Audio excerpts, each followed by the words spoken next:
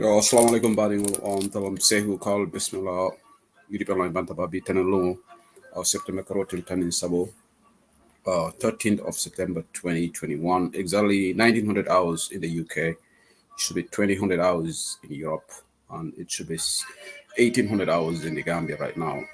Obviously, I think it's 11 a.m. in Seattle right now,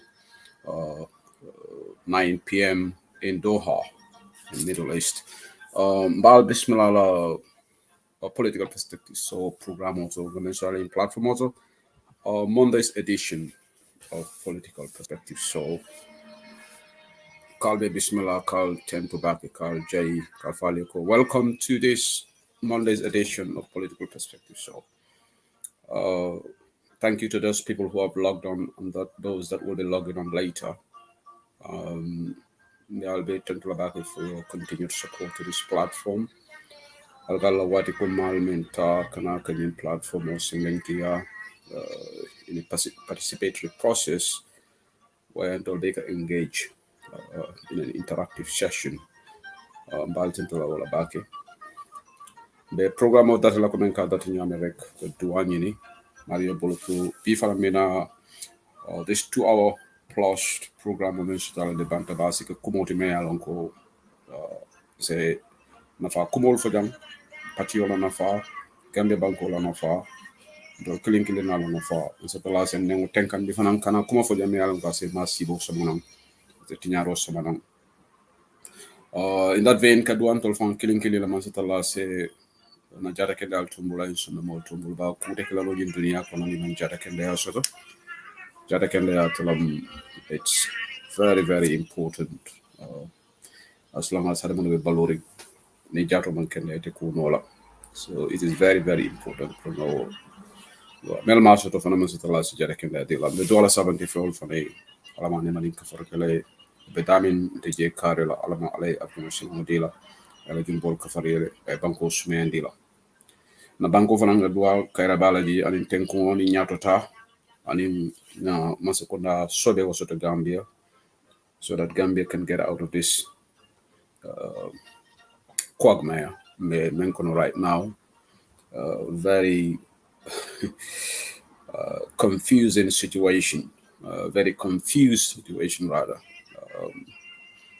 me alongo helter skelter the whole it's chaotic country right now so it all boils down to all important election on December 4th is in our hands. We have to take decision ourselves. Melbe Katofa, the 900,000 voters will have to decide the destiny of the Gambia on December 4th. So whatever you may decide, Banco without directional choices are all they're very clear. The choices all be either to go back to where we were before, or we vote for prosperity, progress and prosperity and justice. Mbokk yi maa ngi leen a bismillah yu di ko lañ banda ba tey lundi fukki fan ak ñett si weeri September comme luñ ko dee def fii rek the first minutes dañ ko dee def doori programme bi ñaan te leen nuyu bu baax a baax di leen gërëm time bu ngeen di jël di support banta ba ba pare di ñaanal suñu parti bi di ñaanal suñu njiit yi ñaanal suñu réewu Gambia ñun ñëpp ku nekk yàlla defal ñu jaama may ñu wér gu yaram élection buñ jublu ni tamit yàlla ñu am dam ñu ñaanal suñu njiit bi suñu leader bi Laye Ousainou Darboe ak executive members ak deputy am bi national president of United Democratic Party ñoom yëpp ñu ngi leen a ñaanal yàlla continuer di leen may katam wér gu yaram pour ñu mën a dugg si élection bi ñu am dam Gambia tamit ñu ngi ñaan pour ñu am jaama ak yokkute yàlla ñu am nguur boo xam ne dina njëriñ askani Gambia because condition bu ñu nekk nii dafa doy waar nguur bi fa nekk serious ñëpp xam nañ loolu fu nekk nii seen bopp lañ tal anything lu ñoo def rek even su fekkee ne lu baax la they are not doing it for the collective good for the common good they are doing it with the election in their heads anything lu ñoo def rek dañ ko def si politics bi ñoom dañu dee tuumal ne ñun ñoo dee dugga politics waaye te gis nañ ne Adama Barrow ñu ne inaugurate na ambulance si waaye loolu lu baax la Gambia de moom suñ amee ambulance moom kenn du wax ne loolu lu bon la dëgg lu baax la waaye dañoo seet why now ambulance yooyu noonu yàgg nañoo ñëw ñu denca leen loolu moom a jaaxal those ambulances came a while ago mu ngi ne remember ne ñu ne amuna ambulance yi si nguur gi genda fan lañ nekkoon Laye Ousainou Darboe mos naa laaj ci ambulance yi faate xejut fi Laye Ousainou Darboe am na fu mu doon wax mu ngi wax affaire yi muy référence affaire yi ambulance yi te Adama Barrow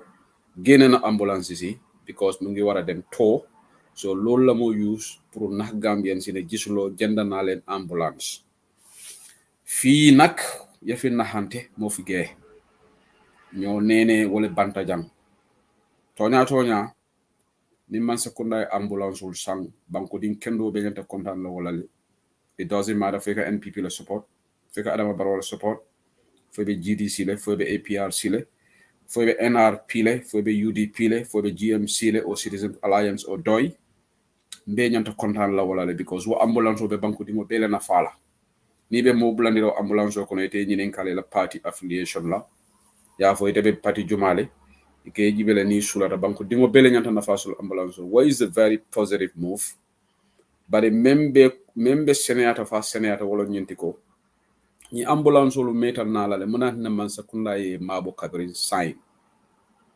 So this is what we have to actually question.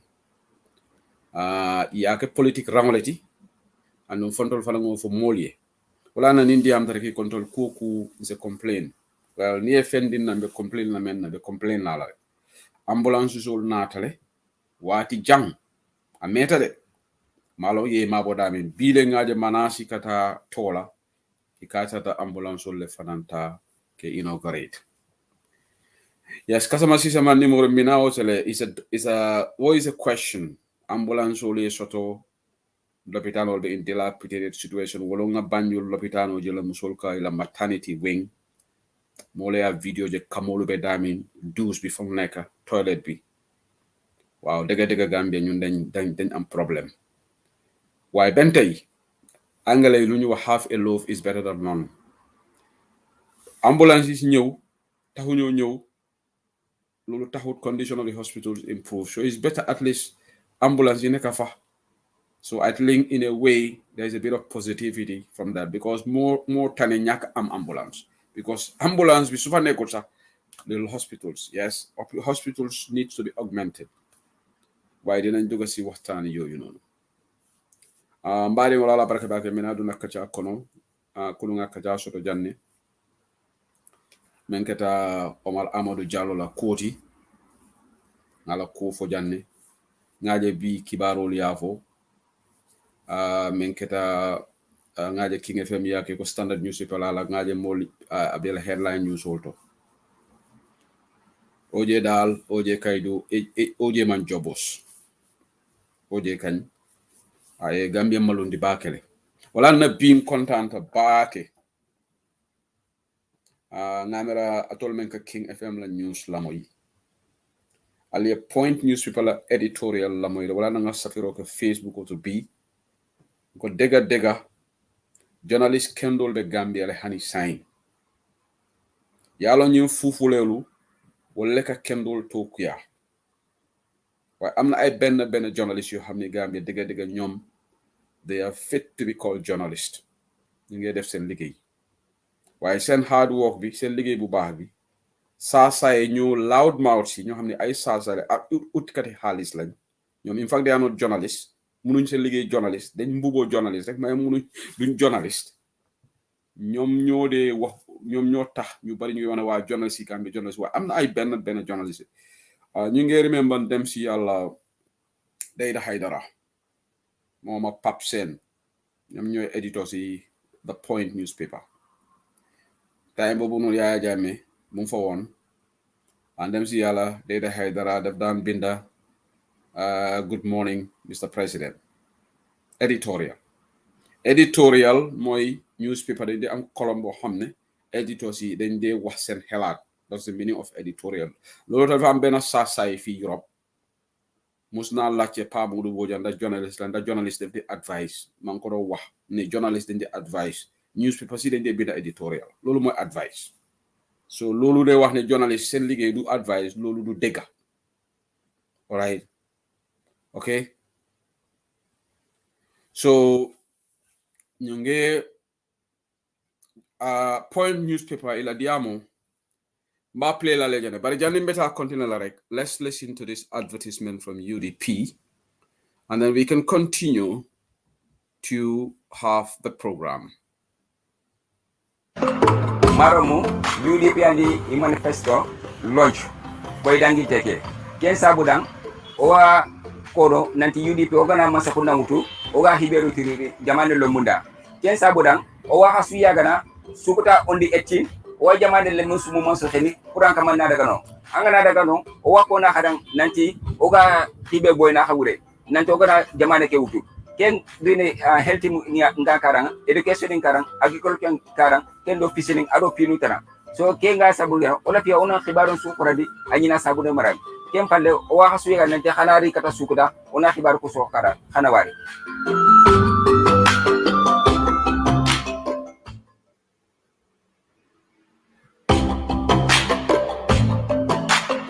Assalamualaikum askan bi UDP ñoo lancoon sen 5 agenda plan yépp loolu lañ génnoon si head bu nekk pour yëgal ko Gambia ni ci xeet bu fi nekk moom lañ waroon a indi Sukuta on the 18 te bëgg nañ yéen ñëpp ngeen génn si ngeen ñëw ngeen xam lu ñu indi si taabal.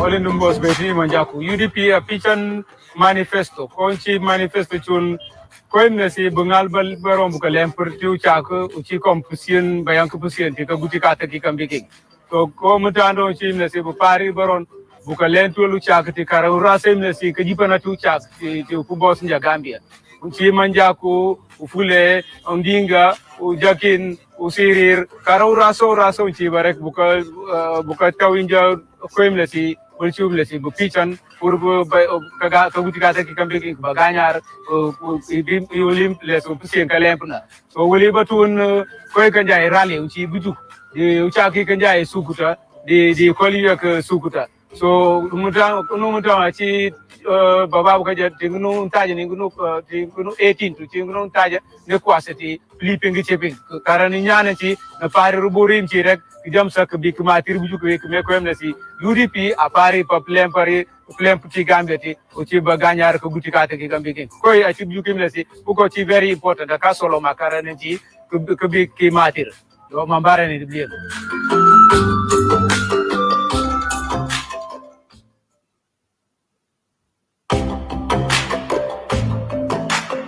manifesto UDP men waɗimbo launch ko ɗum men faala on hollude si Allah jaɓi kombo be rally men waɗaymo next week Saturday si Allah jaɓi joni noon men faala men nodda Gambia naɓe fof kala wawɗo arde kala koyngal ma wawma addude to si tawi ka UDP si tawi wona UDP par ce que men faala hollu yimɓeɓe jama on hono manifesta UDP hono ɗum men walliringo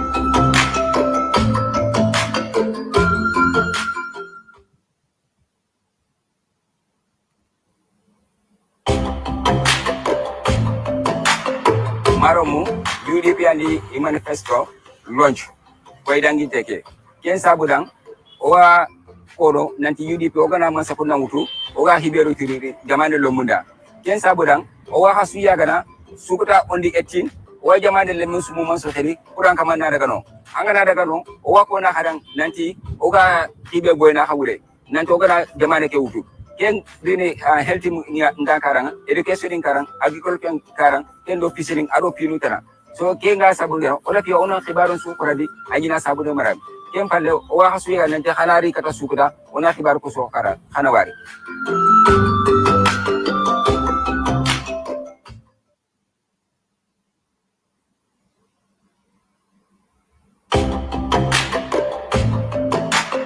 asalaamaaleykum askan bi UDP ñoo lancoon seen 5 agenda plan yëpp loolu lañ génnoon si xeet bu nekk pour yëgal ko Gambia ni si xeet bu fi nekk moom lañ waroon a indi Sukuta on the 18 te bëgg nañ yéen ñëpp ngeen génn si ngeen ñëw ngeen xam lu ñu indi si taabal.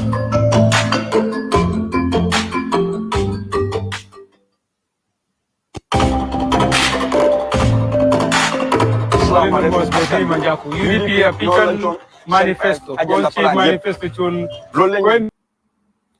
Okay, Mbari wala baraka bake wala announcement of the member on UDP. The Mandinka version will be played later.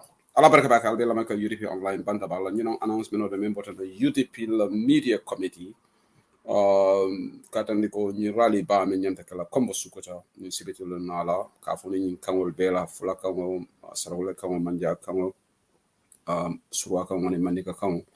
This grand rally men yanta kala Sukuta ni sibitu nala. So Kibaro will Sambale and UDP Online Bantaba, and the whole of this week will be broadcasting this video, sharing this important advertisement.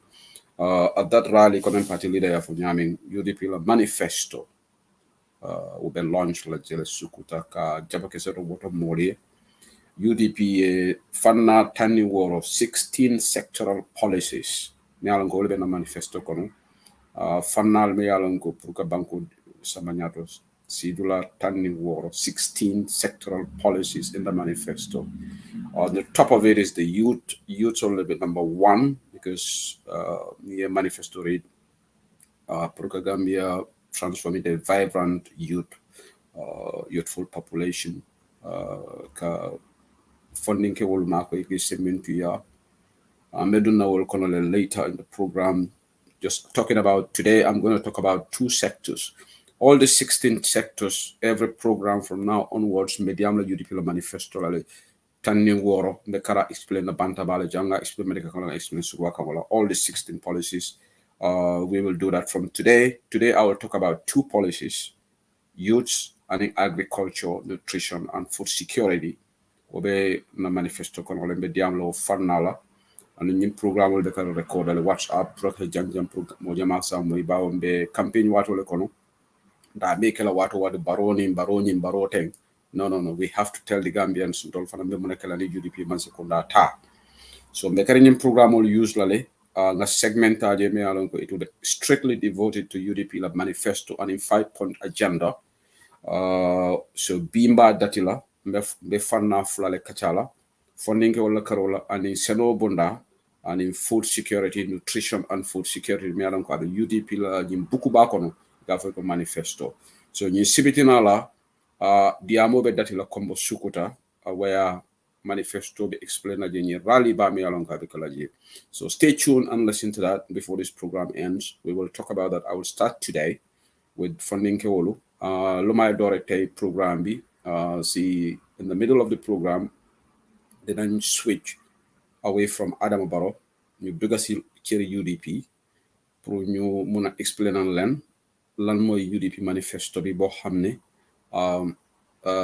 fukki ak juroom ben policy sectors lu UDP mo ombal sectors yoy yep dinañ commencer di wax ndanka sectors yi tay ñaari sectors yi lay laal the next program inshallah dina laal ñaari o ñett programme so dinañ ko def ndanka programme bu nek we will talk about the UDP manifesto of 5-point agenda why samedi bi kilifa yi dinañ daje sukuta te dinañ wax ci affaire yi manifesto bi duñ mëna jël suñu time yépp every day di wax Adama Baroni UDP suñu bëgg rule Gambia te loolu lañ bëgg dañu war explain nit yi suñu yuru UDP talk lan la ñoo def loolu tamit is very important so we have to be talking about manifesto te maa ngi appeal ñoo xam ne dañ dee wax ci turi UDP mënuloo jël 100% of suñu time di wax Barrow Tata Janne Barrow ketatene NPP ketatene no alen wo tala and so wo fo yeke but we have to do it in tandem. We're talking about the manifesto is out. UDP la website is there. So there is no excuse. Kafoko UDP manilom. Gambia dingo bi mo manjana sila yafoko. Foni menko mankarang. But hanimel mankarang ye karanal sotolo isa translating ole. So saying melka diam individual Facebook live or deka diam UDP platform moma excuse soto yafo man ni information soto. Information is readily available. So we should devote our time near program also to 2 hours or 3 hours hanabekala 1 hour leti or 45 minutes inyantaka diamu UDP la manifesto la and 5-point agenda na kebali mbulawalla iko sign kari wo call for back platform to this is the message from the UDP la executive and we should all comply mbenga comply wala nganying sometimes it can be very sensational ibe diamu kam barola nyina you get carried away well you'll have those moments but we have to do it in tandem for nga ke together nga koluke nga diamo policy sola nga diamo manifesto la me campaign wato le kono e badela sama nkamol se jamfa mote lola ya fo UDP me la manifesto explain Gambian olie nimme man katro fa UDP la maybe dalila dole so bare ta fa UDP man agenda soto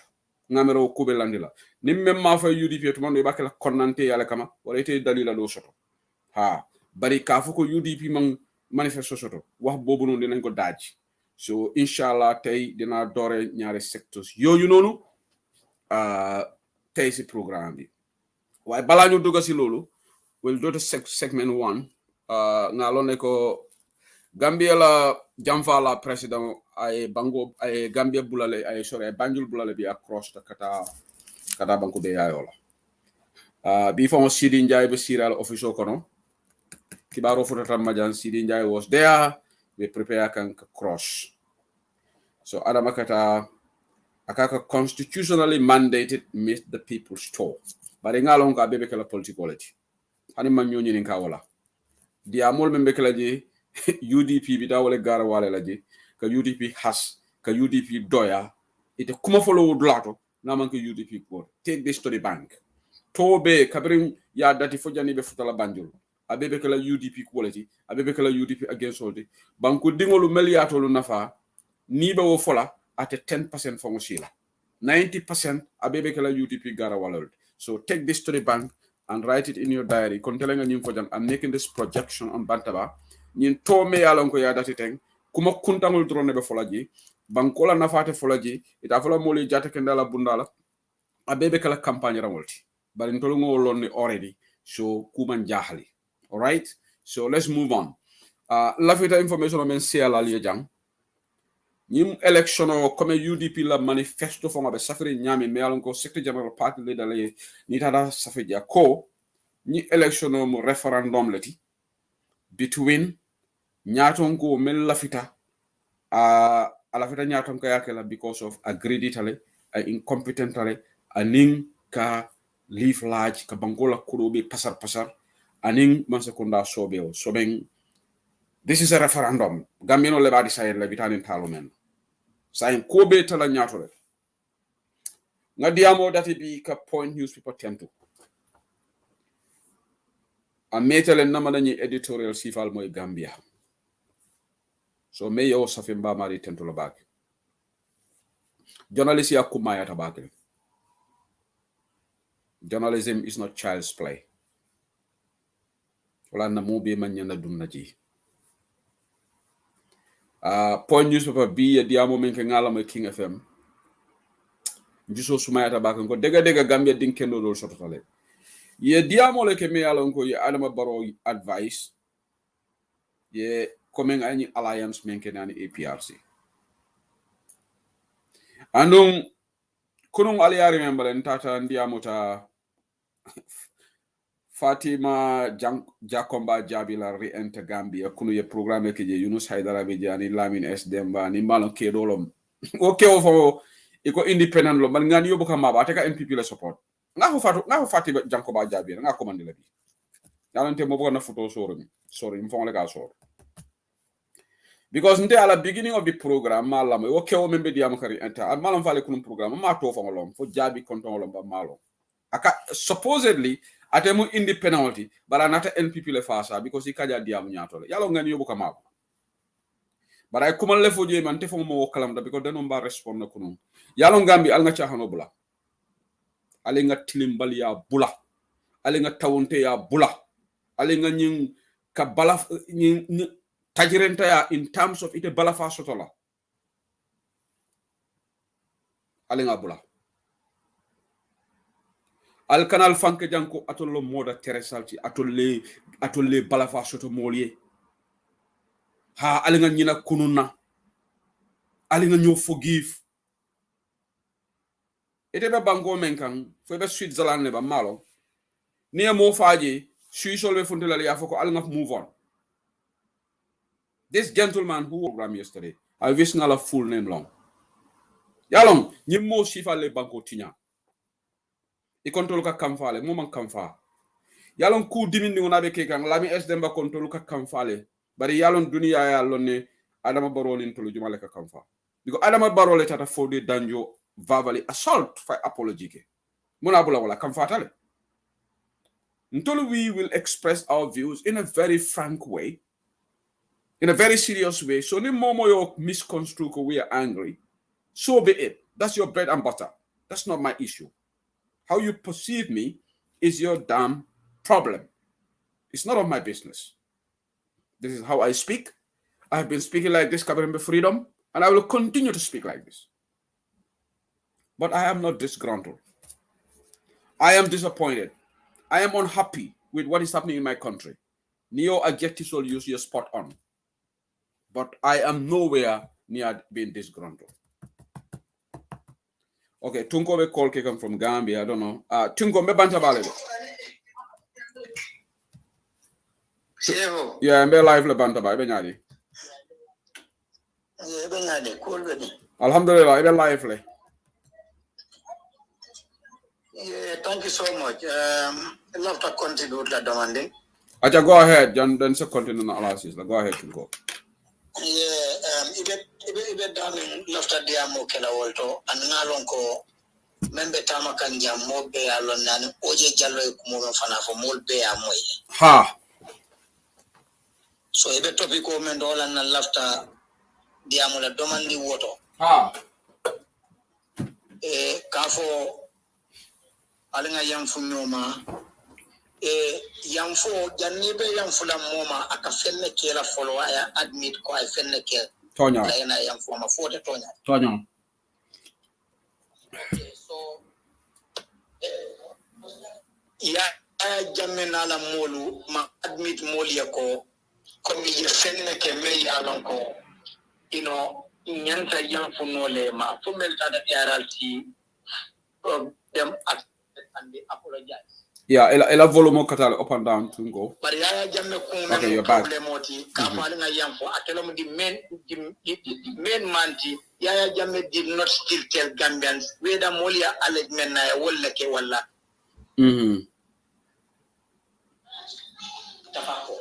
Amay tandi mola file Molia alleged na ake kulo mo ite fa ke kultet. So mo me Yaya tandi la man fenk I am innocent. Ibe yam fula mamulela.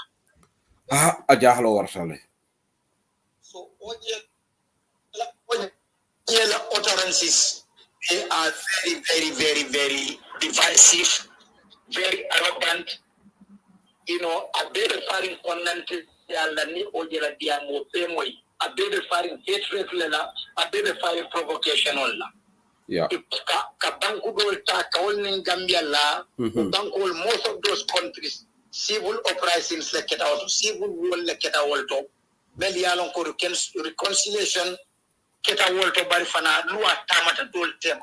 Tonya. So, ya, Tinyaro Menkenim Banko Kang, or Tinyaro, Yaya Jamema admit follow Molie, Konga Tinyaro Kelewa Lama and Tinyareke, Sai Molde reconciliation of Ken on Auto Yadile, you move on, Ikafo Mole, Alina Joro Pige, Justice Ning Joro te Kilinti. Among killing.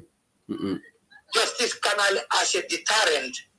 Kai tandi ko seku nyenying ke nyumbusakari wala nyanta lalete kam. Yeah. So justice ka tilingi wala ke justice ka kairo le nati banko kam. So mom pantare jokam moto. Yeah. Nuluala busaro le njoroti den woto mu jor kendolati. Dawo nite ku kendala ndada luale nite mofo. Yeah. Woto no joro lo mu joroti o mu jor kendolati. Adu hani ala ya retribution o bigele. Ya family. Allah ya joro bigele. Allah ya verses all natly in the Holy Quran. A could retribution of an evil if the evil one like it. Ni oje balafa soto. Allah le balafa soto because Allah le hadamadi. Wallahi. Balafa soto nteli. No, tungo mela kumo kuntu. Walati na, but let me just add a little bit here. Walati nambe diamu can just before call because boy dollar is Switzerland.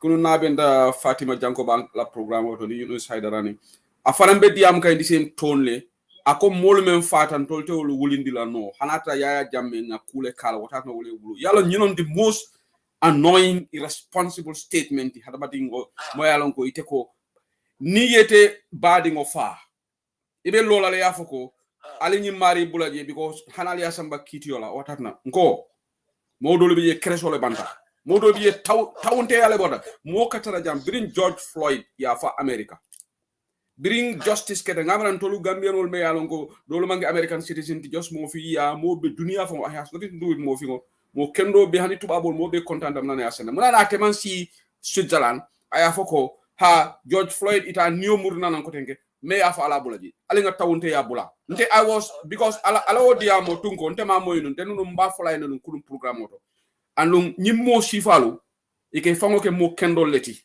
nko ke fango nengo diandi ke fango ke mo kendo ti woman ke mo kendo ti carry on So nko the holy prophet peace be upon him wala kambiat hadama di ubeti wala balafaso do hadama di ubeti wala faham du fana hadama di ubeti bari ako kamata dino tudano ako tilimbali ya jomo tilimbali alati Tonya ako tilimbali ya jomo tilimbali alati kamata dino tudano alay ayo nati alkurano kono ako retribution of an evil is the evil one, exactly like it. Yeah.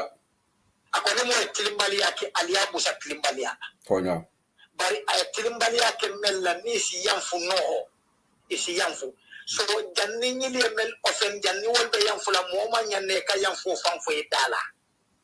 Batungo ngamera inya me kukurungo wole folo ka yanfo dani because oje be tawkan Gambian olale fonga tawrango sembala because oje biring yate samba o reconciliation imam Jallo yo committee men care biring atemele ya tocho ngamera ye sindile mbenga live streaming je ke wonyi ye kurwo sang anata aya bolo sai ngamera ni oje be kala alpha kendoti abe kala tonya moti anyanda fala ko APR anyanda fala adam baro ne ngo yani ni APR si be dunna nyoko no folo afo APR sin ko le kurwo sang ila nyato ngo isi ay Gambianol bolose hana be kala symbolic gesture yene folo nyanta kala den oje sinafo sa ye bolose ro kala nga TRC report o bat bari nyimmanke tungo nyimmanke. Okay, what I'm trying to say here, in fact, is yalong konyim benyamen ni mira ake kawakuya ake jakali inofemko konante ya Israel. Oje yala te kela kuti Gambia te kela kuti kote ke aya kodi wo belale. You understand? So ajareta oje kan asikia propagate in Kamala to slim down the UDP jump.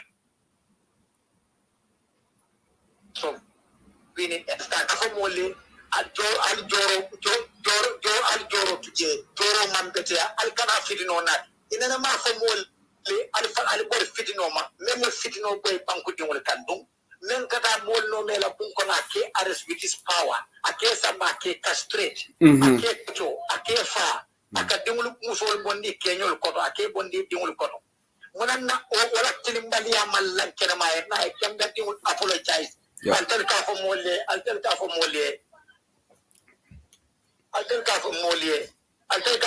wala ko.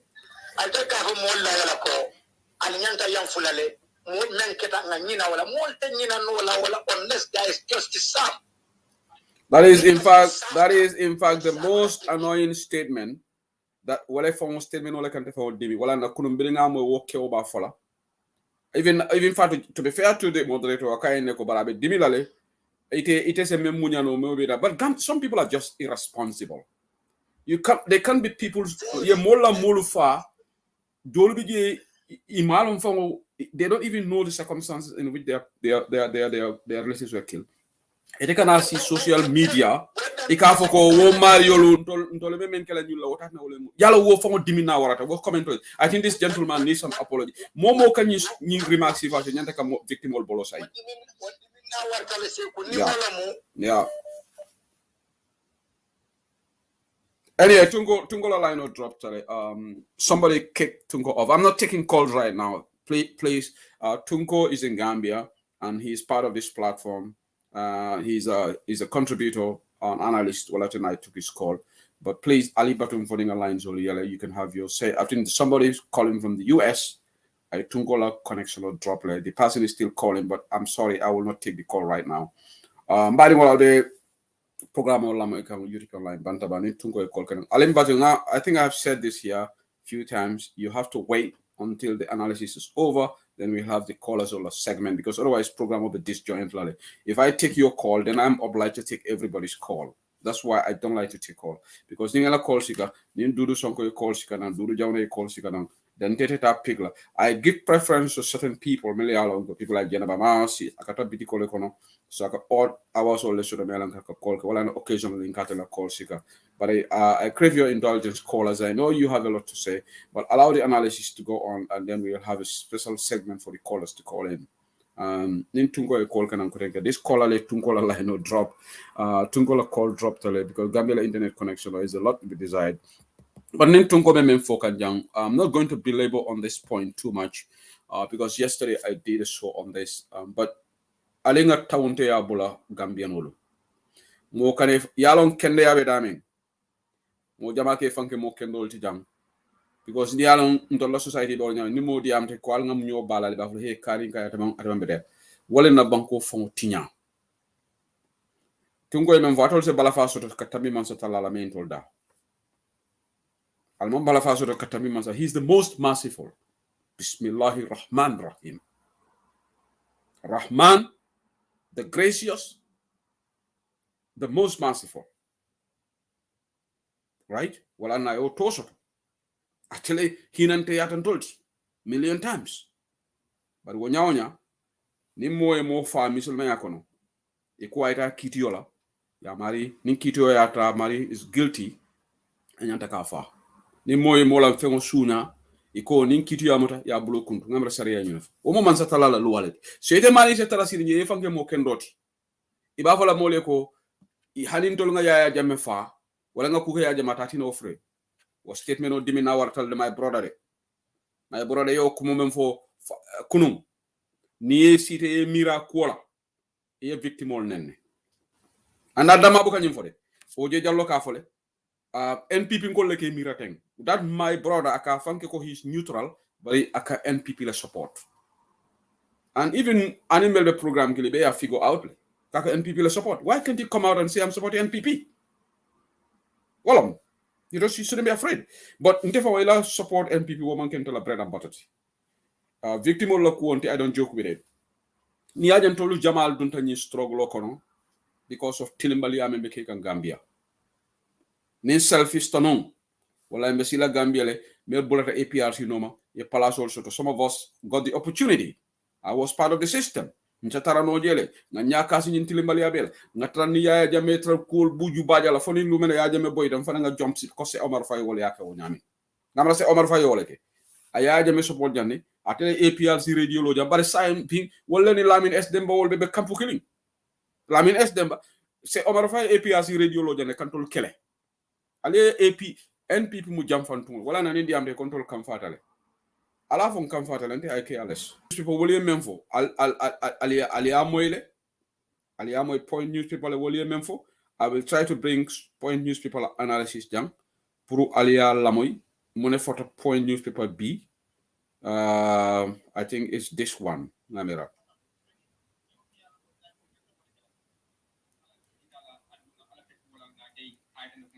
also we thank the people who made effort na mol franta du ke gay melo ko wolle wato da ye doko ke pour nyeke andum tel be contenta kanyil lungu je melo ko APRC ni okay no mo fa bakari tam mon jara la diamol même Sénégal fu jorol de e koy won falinde I Allah I have to listen pray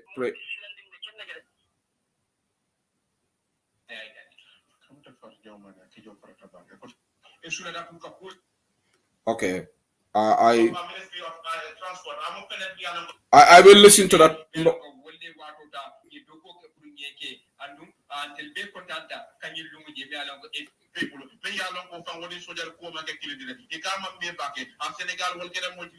Okay.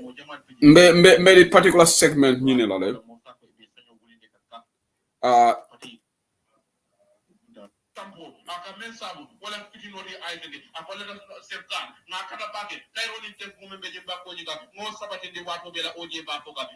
Okay, ni mo oje la diamol. Point you sibula editorial nka just segment wala ñini but manje remember no I should have actually the minute mark I started I to figure out but basically yening alliance condemn le and in fact iko Adam Baroka fongle nene APRC imam majority shot anymore because based on the National Assembly elections iko ye 5 parliamentary seats that male win where I go APRC the popularity jita bakele. So Point Newspaper made this brilliant analysis. Code ethically is wrong. Kununga Lamin Demba Moile. Ako mansakunda boka tama on morality. Akatama on law. Tonya. But he said it boka law meaning separate no. Morality latina jamabaka resign in advanced countries. Tubabulu jamababi jay ni luwatinya but morally ni cool ke mealongo. In governance manta Western Hemisphere you can resign. So it become morality in governance, it became bonino nyoto. Foye daji ko ni ya bunya ya respect. Ite luwa respect la no ni daji ko bambete ya. So morality, I'm disappointed. But niala academic, niala law degree question I come valley. I don't know why. Because I'm a lawyer. I can talk from the legal perspective.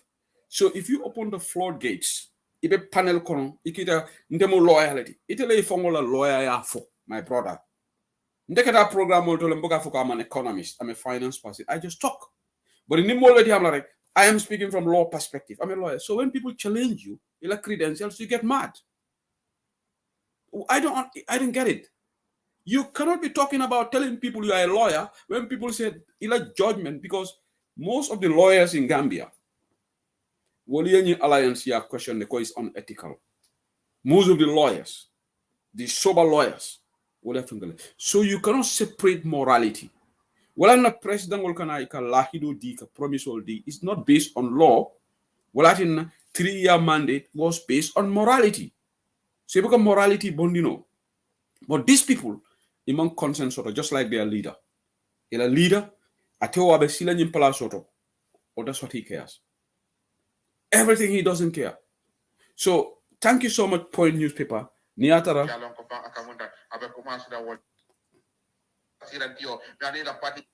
Kado kol men yalon ko fa wallam Gambia for all ila nya bere yo be jibe yaaje ko APRT e mu parti la dum yalon ko ka ale ngala ba ngara jamnam e mu parti la dum yalon ko ka sembe tuyandi anin kalonde mara lo mi yalon ko yaaya jame wala kaja e ka mo pene dum yalon ko yokel anin ko brutality tajira yal ka banko nyin kanne mol fata nu jane anin ku ko demal mi yalon ko kera ni nyalla mi yalon ga kera ni tilimbal yanin jarinte yakono la yayi dane bari ko fa be nyama ni aji be fa corruption and economic propaganda pour ka je banko bankola banko ka tinya anin para nakare anin tapalaya kadum bankola kuwal kundo iko be mu pende mi yalla ka kera la nu yayi tade baro be nyama fana e ka rañim political force mi yalla ko wala be nu yaya jemme ko ay ka man diro mi yalla ko ay wala ke banko nyika waya sabu fan do ko nyanda kala nyame amanke no wo nyama yayi tade iko be nyama fana ni yajibe ko kata kenyal mi yalla ko wala kera yaya jemme la baralo ko ka tambine tilimbal yalla anin nakare anin tapalaya anin ka bankola banko tinya iko muslim pa nyalde mi yalla ko fan pour ka mol murundi nyoka ay woti nyala yayi tade iko wonyama pour NPP avec APRC la kafo nyoma jam fale molie sakontu ma mol men yalon ko wolle tilimbali asoro yaya jamela maralo kono yayi tande iko all this atrocities tilimbali al mi yalon ko wolle kera wol be pintitale yalla ndi mol nyakoro le to nya commission mi yalon ko wolle be num banko nyika même muti yara titi yayi tande iko wonyama pa apparently nyinga me yitande wolle president Adama Barrow kuma ko mi yalon ko wolle fora yaya jamela ko do avec APRC akamunda wol mamulu nga nyakoro kula yayi tande iko wolle fama ya sabu akamunda amu penet mi yalon ko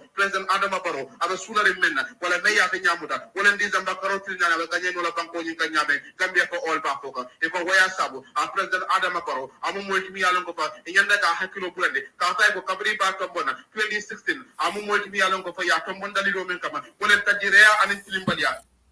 Okay, ngamera mo e point la editorial kinyana ne. Okay, nyimbo Gambia for all the debate fanan tento la back. Mole kinyana sign. Point like editorial. Let's listen to that now, because that's what I want to expect from the media houses, but not malafika to for jangali alo mbenka safiro ke baki ate malo in fact mo kana ko mani journalist wala please malafika ato fon fon platform auto and UDP ngol bal dan la dukare al kakari mol la cool value meli alon ko la cool man jari value al kakari reference fango, because he can use safiro ke le pro they can mol si la kumol fo. Let's understand the game.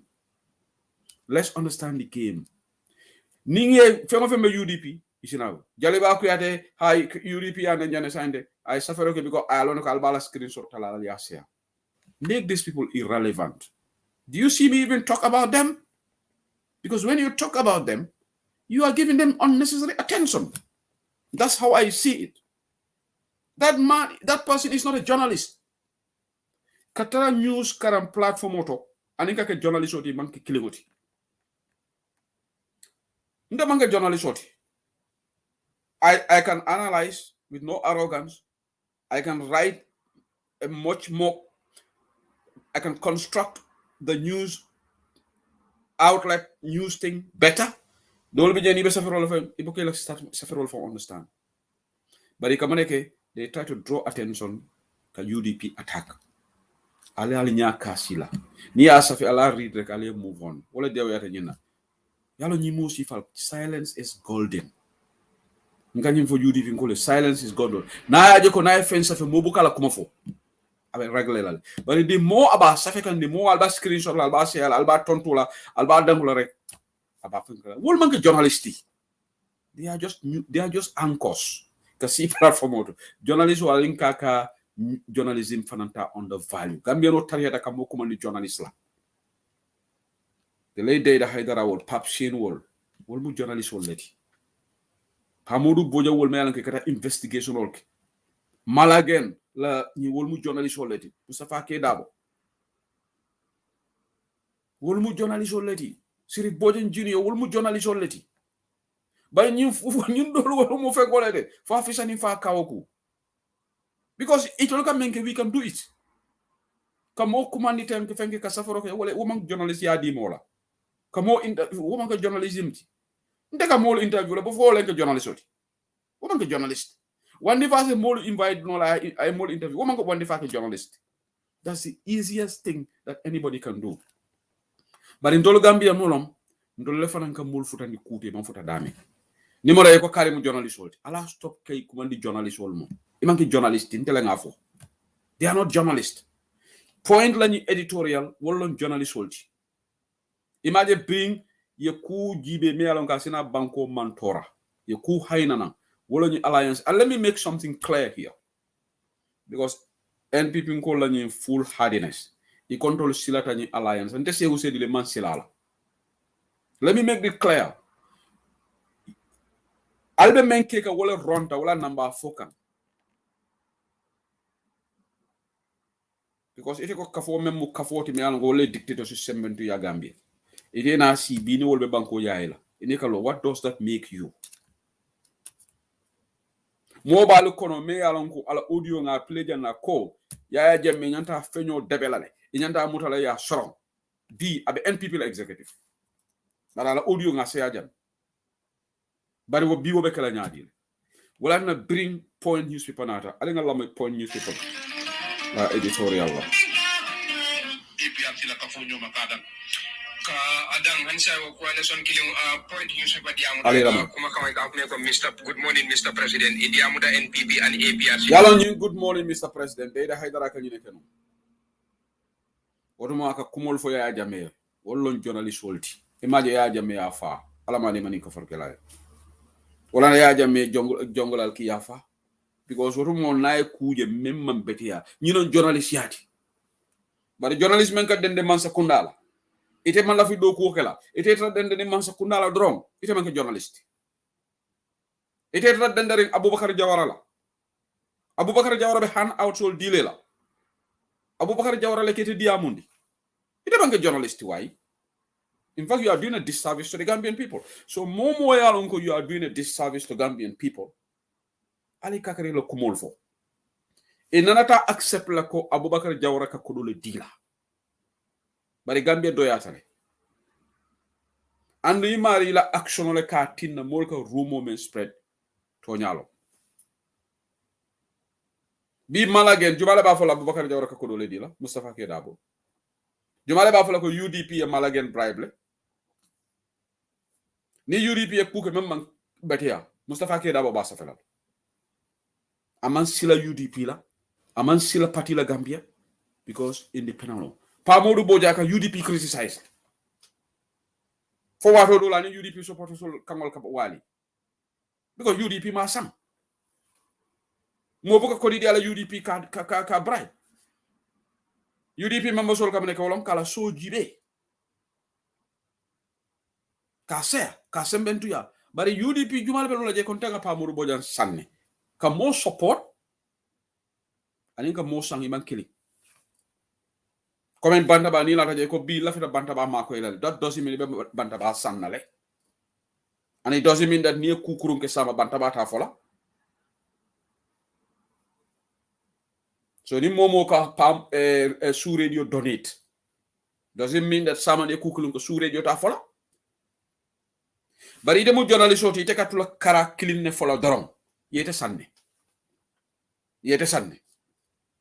ete ko ye fonk journalist oti ite ra kara kilimo fola doron ite ra kara kilimo attack la because businessman wala kumandi ay aka cheko aka hand out dealer because imal la fi batala imal la fi la brain crack la ko Mustafa K Dabo kala brain crack nyamin ka investigative journalism ke ka survive comme Omar Wale ka news safa nyamin BBC ya jo wala journalist yati way because nin BBC ñun kibaro be Gambia ye news safe BBC ya fo ibe jolale wo manke dogoti wo itaro be baluka wala journalist yati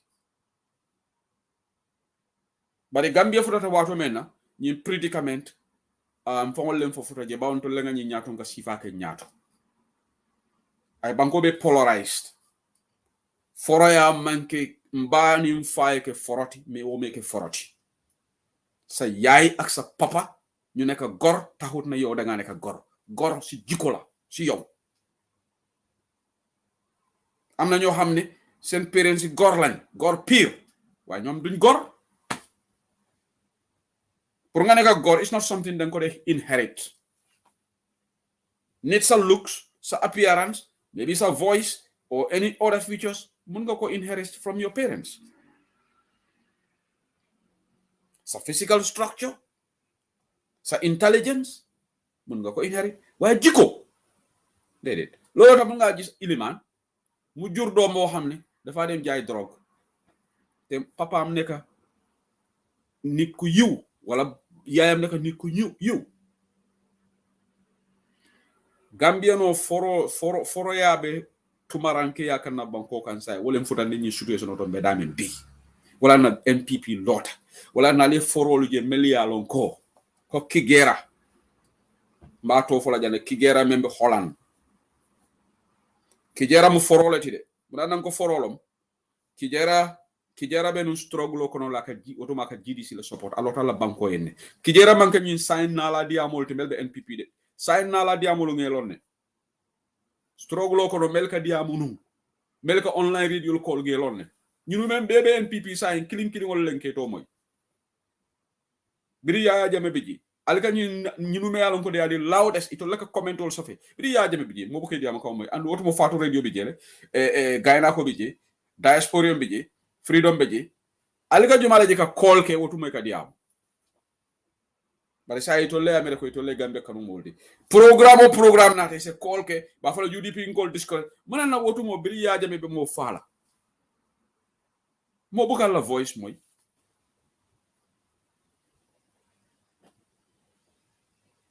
no. But that is not here nor there. But Alinga Lame Point newspaper and a very good editorial and maybe attempt to look back. Journalist sobe wolti. Journalist wolti meliela banko kanu. Ye problem wala haina nan jana. E kombatu nga fo. Nga president o yamari. Bari journalist kodi ñini lalu. Ni alliance of ngal ke mele ka diamala. Ita condemn la. Hani. Because imalla fi la mburo e nyiking. Imalla fi try in the bad books of the government. Point in mensa fe bi Adam Barota la filala. But do they care? I bet they don't. Just like the late date Hadara never cared how Yaya Jammeh perceived his editorial columns at the time. Ala Good Morning, Mr. President.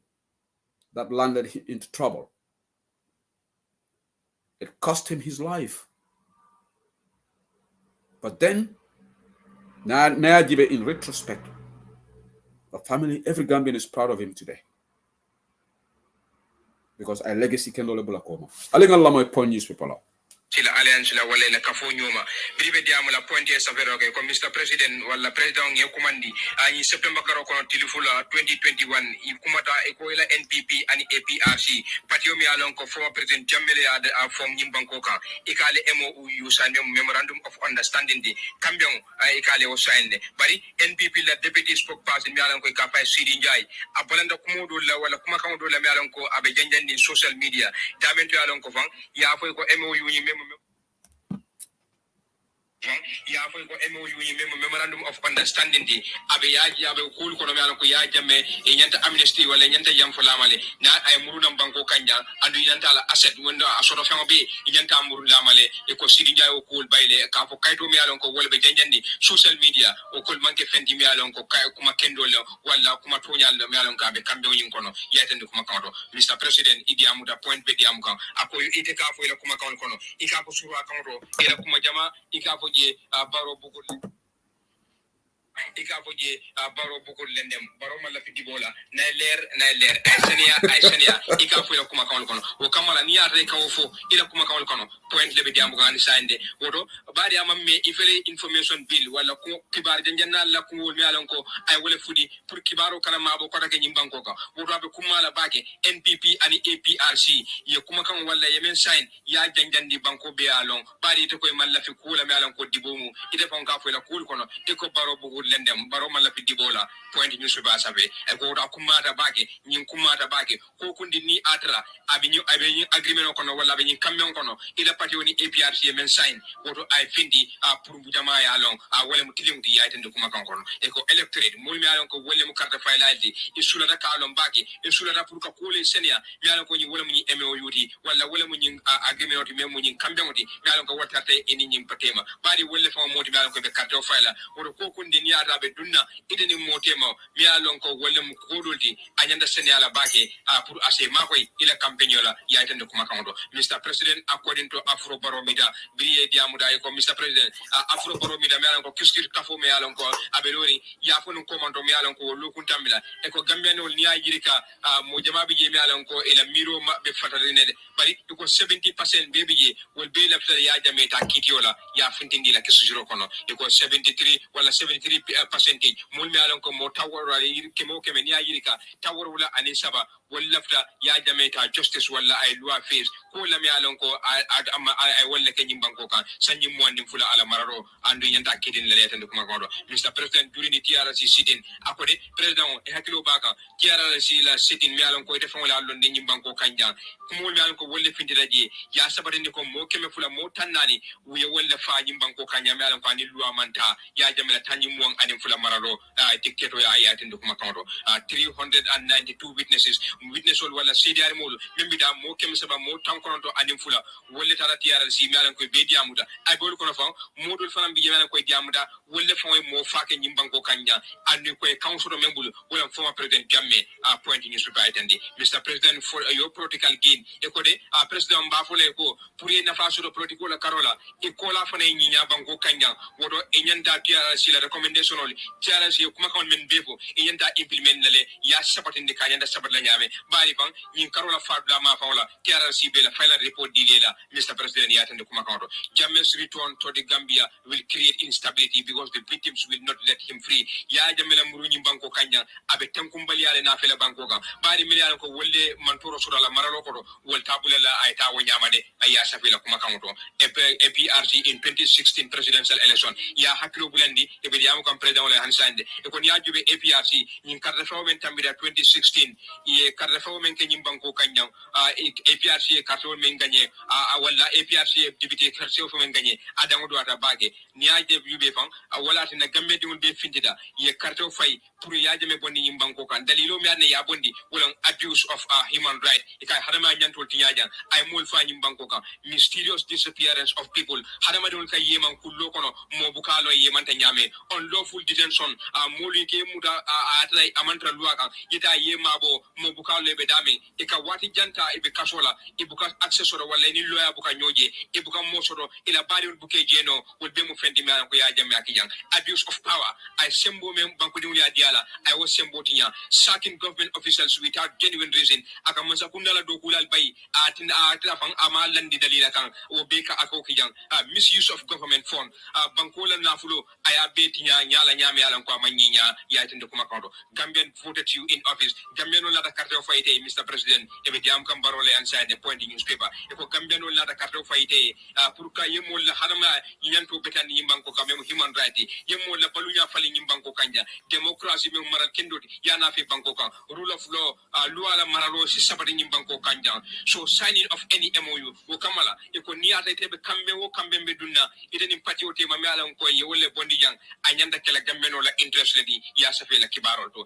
in the last parliamentary election e ko nyin député carte forming keda yimbanko kanja niajube siranta lulu anisaba wala mu député beti banko kanja APRC siran lulu da malsoro annum ya soro da men fa wala mu la stronghold ibe bambandi ndame memo foniti ya tande kuma kamado ako kamala jannobe sila 2012 presidential parliamentary election ko janning jamme be bola 2012 député election men keda banko kan APRC député siran tanani ani sabaye wala gagné banko kan atra wato fan siran tanani ani say wala be banko kanja itel nada tanani ani saba gagné ya tande kuma kamado in 2017 53 seats were contested ko 2017 sama member da kono wala adi karre fay tambila ya itande ko ban in siran tan lulu ani sabolu bialon ko moli nyo saba wala e ko Mr President ye president commandi if people should elect you ni ya de lefta moli kato fay ko take nyimbanko kanjan e nyanda menkela wala mu ko ila performance ila kebaro ani dogo menke banko e molbe kato fay le wala de bari purini APRC kafu nyoma molte kato fay le wala bari ni ajube ba APRC carte wala sira lulda man député sira lulda man ye wala gagné nyin carte fawmen tambira men député carte fawti banko kanja andu yow gagné dame wala mu ila si ila blato mi alan koy bambanta woldo be mu foniti West Coast region point news be ko good day Mr President e duata president e ko alamanti yankula hande okay mbari ngolo ñinon journalist yati aliya moy len belenga ñi mo ñolo point news be adama baro advice like Mr President yen kambe ngo menke ni APRC teme banku dingolo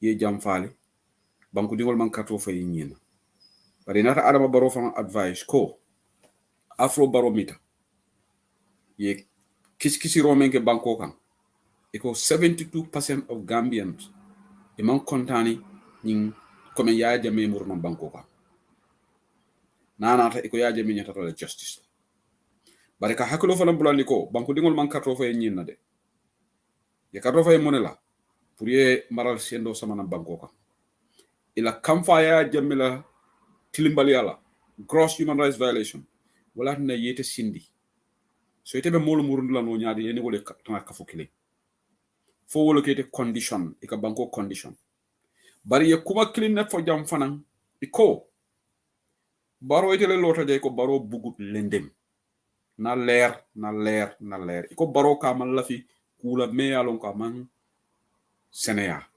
ku me alon ka finta ku dibiringo baro ka date woto de ay ñim fo banjulle ndele nga moy de baro bugut lendem fo wolon e ka tamakosi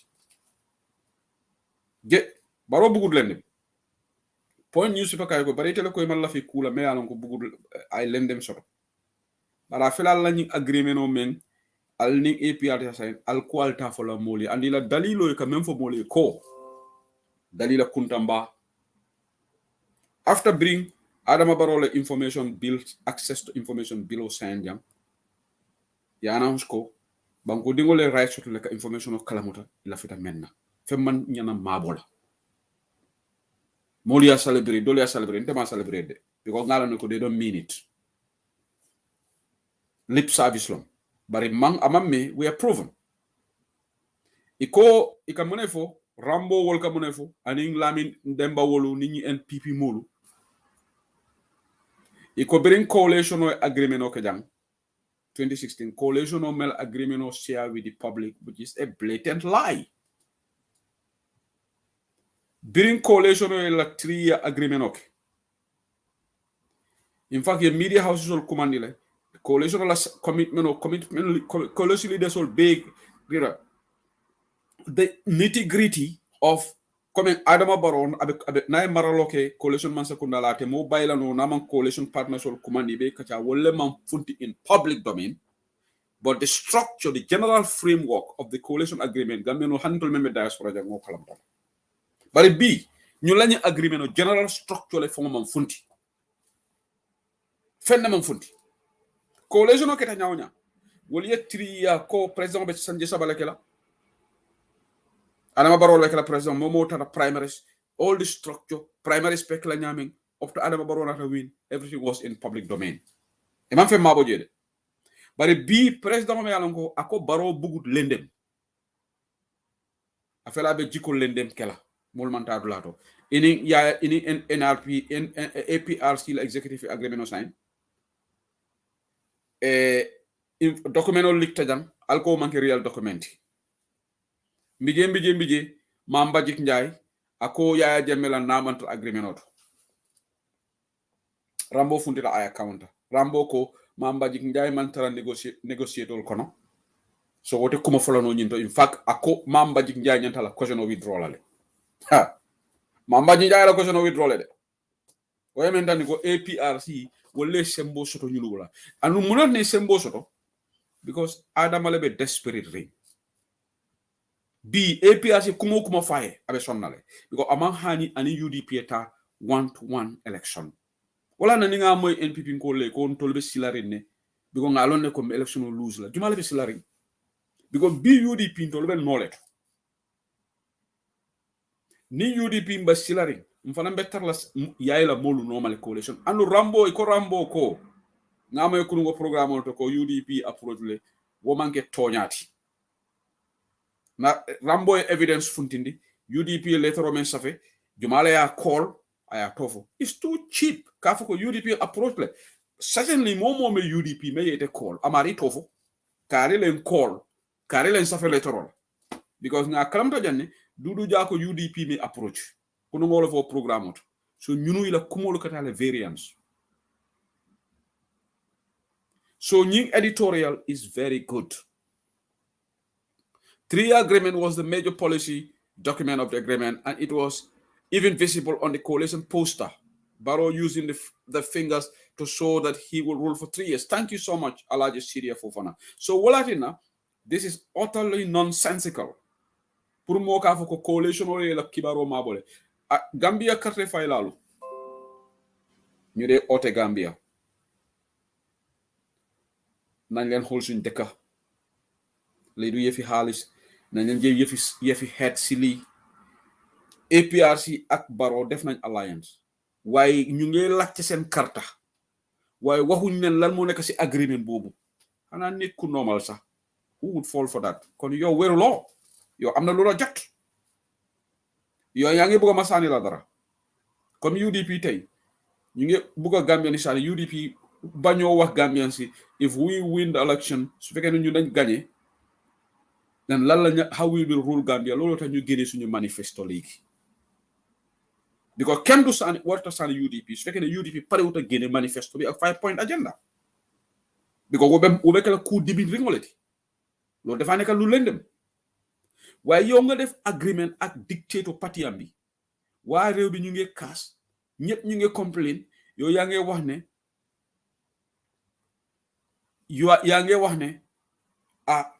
man de agreement bi mooy de after ñu win lañ ko génnee kon yéen da ngeen yàpp Gambien si mool men jututa Gambia dingol la tambita NPP ni APRC alliance la ma APRC dingol fode alena diamo kolos because APRC dingolu mele alon ko wolu loyalty ya Jammeh mawol fo meni executive la alena diamo tenteng ni mbe diamo la ñing ko wolan ka executive la ñun ko di ñini la lo mbewol la de APRC ding kendolu imagine man takali lay because counter meeting neketaji APRC la the other faction melko itol data coalition or wole counter meeting nek kali lay video be Facebook auto wol fane la own executive tomoni but APRC la député ko di ñini la mbe wol la ini NPP ko i jututa Gambia no la because atol be agreement of sign la ñaadi wala na point newspaper ala baraka baraka gatchi ngalama nga ñine expect moye fankuma ni journalist wala ita ñanda ñine kala bi parti funtite ko be agreement o kala ka mabo Gambien la journalist wala ñanta amari fesal ye bule mari noma ye la kuma ba ite ko ite mu journalist ite ko kuma in this regard ku be man sakunda la karola rek ya do moy ite ni la fite la ila kirimba so jala UDP le kumafo, madinga UDP counter. What sort of journalist are you? Ni mu journalist sobe o fonti ni UDP a problem sort. You should rise above the fray. Because you are a professional. Rise above the fray and prove to people that mu journalist soleti. You are not here for partisan. But UDP be kelela, UDP kelela. And then we're acting in the judgment of your in execution of your professional behavior.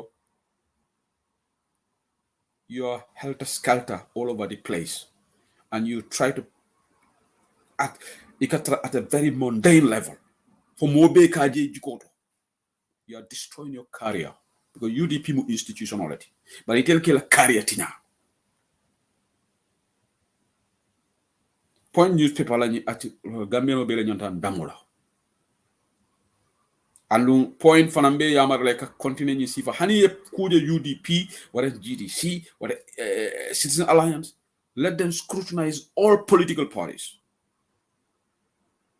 Hani ye fenje UDP la 5-point agenda me alon ko itol man d'accord. Let them write an editorial. Ñine ka banko samba. Bari nga mansa kondala shodo me alon ko ye Gambia no lu yable. Ali jututa Gambia no la because actually akamta ko bi ntolu membe yalon ko be tubab du Lamin S Demba is in England. Wala Lamin S Demba ko ye banko le fo fair. You know banko kanude e kanyi mochat ndingol men soto from Baro because ni bita Gambia Baro ke la ticketol jo wala kitol diamundi. Ni mol diamte ko mol kam fatale. Because ite be England. Yalla ne ko jani hani local government election be kala jam. Alka conservative soldier Lib Dem Labour Party SNP political party will be like a leaflet sol safe ikata door to door ika momo la bunda konkon yana ya drop yeji pour ya karang ito la tarmbulo be kala woluma lendam wol lertale ite batala tubab dujo nyami yes bari ite ko ka adama barola ni APRC la ni han agreement on ba mabolo le foni winter wallahi momo e karro fa yalla wollon o mari lon tole wati because ite la fi dan tanga na karta wodina yow da nga bëgg ma jox la sa karta suma karta waaye yow nga ne bëgguloo ma wax lan mooy li what are you hiding hide what are they really hiding if they see that they are genuine te ñu ne dañ bëgg reconcile because that's what they are banking on ñu neñ bëgg banko neka loolu ta Oje Jallow it's a huge disappointment tey Oje Jallow nekku di lacce what is in that agreement. Because according to Nyone, I 1 or 2, 3 people know what is in that agreement. The family Oje Jallow xamul lan mo nek ci agreement bi. Way Oje Jallow mom dina laal tuuti ci waxam because waxam bi daf ma naxari oncle Oje. In fact Gambia dafa tuuti. Dema man ci programme bi amna kuma jox information xawma da degalanda du dega. Because man suma jotal information bi dama de cover suma bop. Fo ngam fon cover. For Oje Leafo, for Oje Mafo, Malo, Allahu Alam. But Kulu ya Kibaro dinale, iko allegedly, reportedly, Oje Leko, okay, me detail also to next programs expand. Ni wiko beni Oje Lebe Nyola. Oje Jallow, Uncle Oje, wik bi yeb mayola, si bandaba. Because ñu ne dañ la tuumal amna benn jigéen bu nga wax ne Ousainou Darboe tamit dafa war a jox chance to other tribes apart from Mandinkas pour ñu rule Gambia lii ñu ne yaa ngi ko wax in 2006 te kum ko wax mu ne moom dafa shock bu nga ko waxee am na benn jigéen I'm not going to put in the details waaye xëy na su ma waxee wax bi Oje yow mën ngaa remember ndax wax bi mus nga ko wax so ñu ne Ousainou Darboe should give chance to other tribes to rule Gambia because it's only Mandinkas who rule. I'm going to skip the other part. All right. And this person is saying, Oje Defo Fatene, UDP came into being after the banning of PPP and other political parties. Moneli 2006 I am just trying to skip through because I'm not going to go into the details to compromise my source. So Moneli mungi tombe besbo hamne bés boobu la ñu rey Daba Marena ñu announce ne Daba Mare and co escape nee na McDowell tey moom moo nekk minister of information mu dem announce ñu dem toog lies prepare lies loo nee na McDowell tamit ku garaaw la nee na McDowell xam nga fan la nekk léegi because even that December 30th coup moom moo ko leak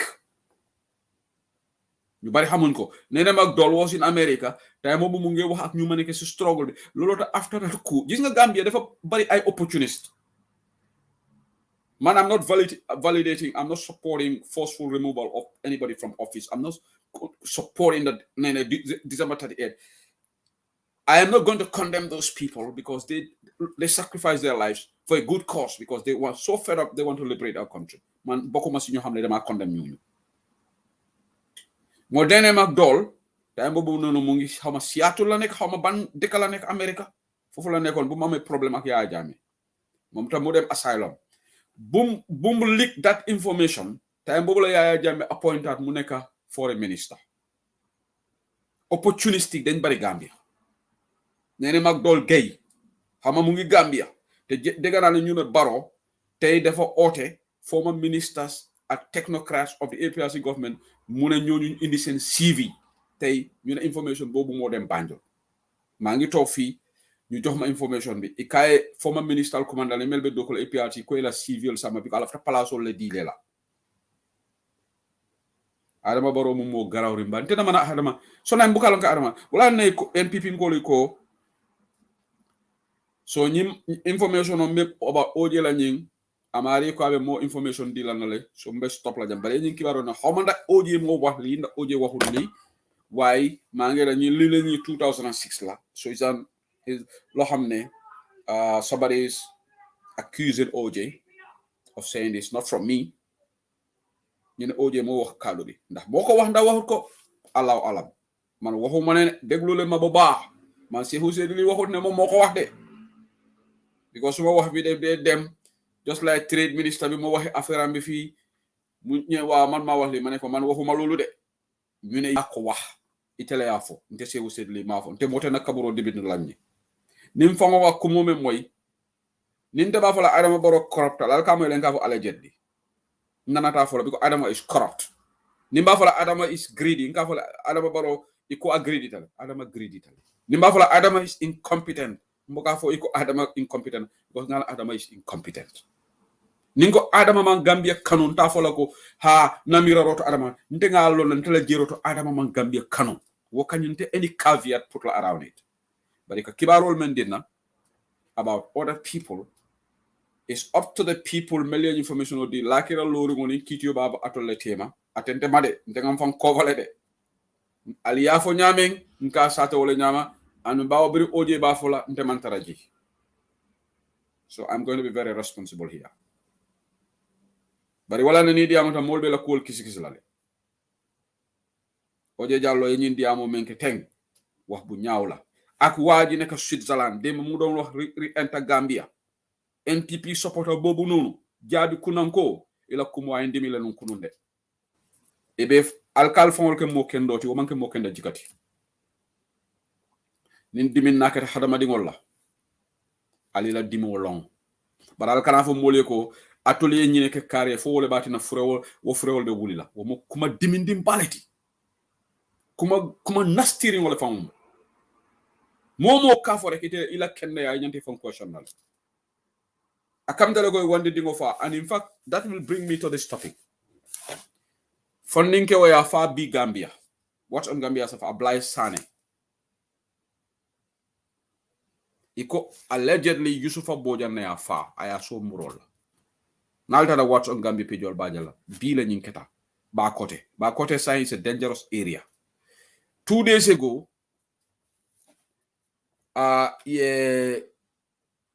something jaju fofana ya fa etinia all ya wala ya fa yo so murola iko police oli yo mutale so mbege binya nyingata 2 days ago what on Gambia sa nalta da what on Gambia la pejal be nyimbe jelaji Gambia no farobe waraka Gambia security sector reform manke Gambia baroye ñu Senegal wala sojarol men kana Gambia keme woro wol kana Gambia bar Gambia dingol damal be ñoo fala na bankoka so bi ñi Ansumana Sané me ya fa ite membe Switzerland ite men diam ta kunurit enter Gambia fo bi ba fola ansumana la sane la molie ko ale nyina Yusufala because na halale kuke Yusufala wotati na Ablaye Sane la fure wo mura teta foye yajibe ebe benkelela ale kakare taw molla eko burufut lom thank you burufut thank you eko burufut lo la même si eko burufut lom but it doesn't matter Gambia lom thank you for the correction so ni fondinge fola fata in a matter of a week anum yenyulu be so murola thank you for the correction eko burufut lom bari Usman Jaju thank you Usman Jaju yo le fa 2 days ago ya fa muro na muro so ñunu men ka tra diam kan ñing kamulu kamfandi yalom na tolu lafita forgive la ya jame alisiya la bungol kono it's a freedom of speech to nyawnya but you should be responsible democracy comes with responsibility adibina waratale mola mofa parental love jom nyame moy na ayla mofa ya jame mola mofa itamanta fem fo platform to ikafo ko se Omar Fayla wo nonsense kumo ha ñing kuwol ketale ñing furewulunte wulindi la no ite be tubabu ite nyama ma iman dolomin kumanke la yeta moso muro la je yamara tubabol ba falal ko okay ala bula je bawo halinga kuke nyina otamla ñin nonsense abe stop la leka fo Gambia nak because momo ya fo we will call you out and Gambia balo na ite mo sifa menti na lafta tala diam la platform la lafta Adama Barrow la kodola alibul Adama la kodo ngoma bari ku dimon no wala keta sanji mo nim fula binni mobe diam kan janin kana banta ba solo sandeng na ba nyama man sa kundale nyanta solo sanden na dimbayal ala muso topoto la fo jani ala be kukelala ntala jeroto ye taradula nyini solo sando ya niole wafi fo Gambia ay menke inte hanila kala anu ngalo nyongol siatale solo sande menke ju ali kewoli ye bulo wuli de jomal be hanila kala because lungo mena solo sande me fundi lay oje jallo o nyin patiol Amad Bawol ye bela mol commande le mam fundi e beba ma bori la bungol ko anu itolini wolle nyimfo solo sande ya niola waf Gambia na ba nyama man sa kundale nyanta responsible solo sande na mulla dimbaya la balwola ila taradula la fo janni ala be kukelela ntela ngaf wala nyante kala because I make I ultimate sacrifice there for the country pour que banko liberate bari bi Sidi Njai fela tata si Adama Barrow office kono ikana midi fala fa ñin tilibulo Sidi Njai was in State House solo sande ala muso ay membula jam wobe suti ala State House la le ban sako sutu Adama Barrow ama buka ala ko fo mira fon solo sande na dimbayal man sa kundale nyanta ki responsible balwola a dingol la education nde nyanta wala dile la that is the minimum requirement anumbe UDP man sa kunda danila ngalo ne ko victimol siatale but is some sort of package nyanta work out la pour ñu victimol because nse compensate no damala mo buka niyo wuri na bari bita ta platform auto ete ma fo solo sande na mulu ngam fi ko monan hanin tolu ngam ne ke ya jammela wotata na ñu furawle kunu wokumo ay demi pakele bi nga moy wo funding ke wayafo because after la nga programme o lamoy birimbe dunna because birim programme o start watante be banta bale birimbe call ke kan je watante mala o kumo lama andu Yunus nyanta la o condemn lale ninte momo yo fonten ndebe panel auto momo yo diamu irresponsible ngo fontenyala I will be very very very very harsh on you nte nenna bare mba fole man bala faso ale nga bulaka taw nyola ni yake badi ngola ite lola yafoko ale nga move on ni yake momo badi ngola wala dingo wala ila muso wala ila parentol ite lola yafo nga move on de because blood is thicker than water Sierra Leone mengal ka fote Lamin S Demba kadi amo Sierra Leone antele nga Sierra Leone Lamin S Dembati Sierra Leone prosecution ol keta jere ye mol kitindile yes ni tata Sierra Leone ye mol je bulol kuntuje bari melio ke ye dol prosecute le ye dol kitindile ite ke fam commandi loyal Loyal la advocacy for justice. Justice. We cannot reconcile if the wrongs of the past are not rectified. We have to go through the rectification process. Because to heal the wounds and the agony of the victims, we have to go through that process. But you call yourself a lawyer and you are telling people that we cannot just continue to live in the past because that is what suits your political opportunity. Well, I'll control those stand no. I'll control Kamfali. You will call us Kamfali. You know what? I'm not going to lose my energy, my sleep over this. Because Brimbe struggle kono Yaya Jammeh used to call us disgruntled. For Yaya Jammeh buka disgruntled. Criminal all men be abroad. NPP guys are using the same nomenclature, the same words. Because if a Kurial men na niya fodorom, I'm happy that he confessed that he watches Bantaba. Because we talk about substance here. I don't watch any NPP platform. And I will not watch any NPP platform. I have better things to do. I don't watch any NPP platform. Ila diamolu ninga jenge moy itata binto Bantabale wara ye audio le kinyana molle ka audio le kinyana balente nga du NPP yala tere nga du Baro media platform. Yala tere. Me mona du naji. Ko me mona karan naji. I'm not going to learn anything. But I kana aya fole kaka Bantaba jibele. Aya fole ntema fole akwa ka Bantaba jibele. Because iba Bantaba jibele le. Because Bantabale substance is more substantive than a low midget platform. And Adama Baro Fonka Bantaba Jibel. Even though Allah Modol Kafal Adam man times, Adamala Bantaba Jibe, Adamala Musuka Bantaba Jibel, Adamala Ministal Bantaba Jibel. Ika Lamoile, but it admit la Kweka Lame, Emalame es Dembaja to confess the Kaka Lamoile. But the Dolka Jibe will te confess la.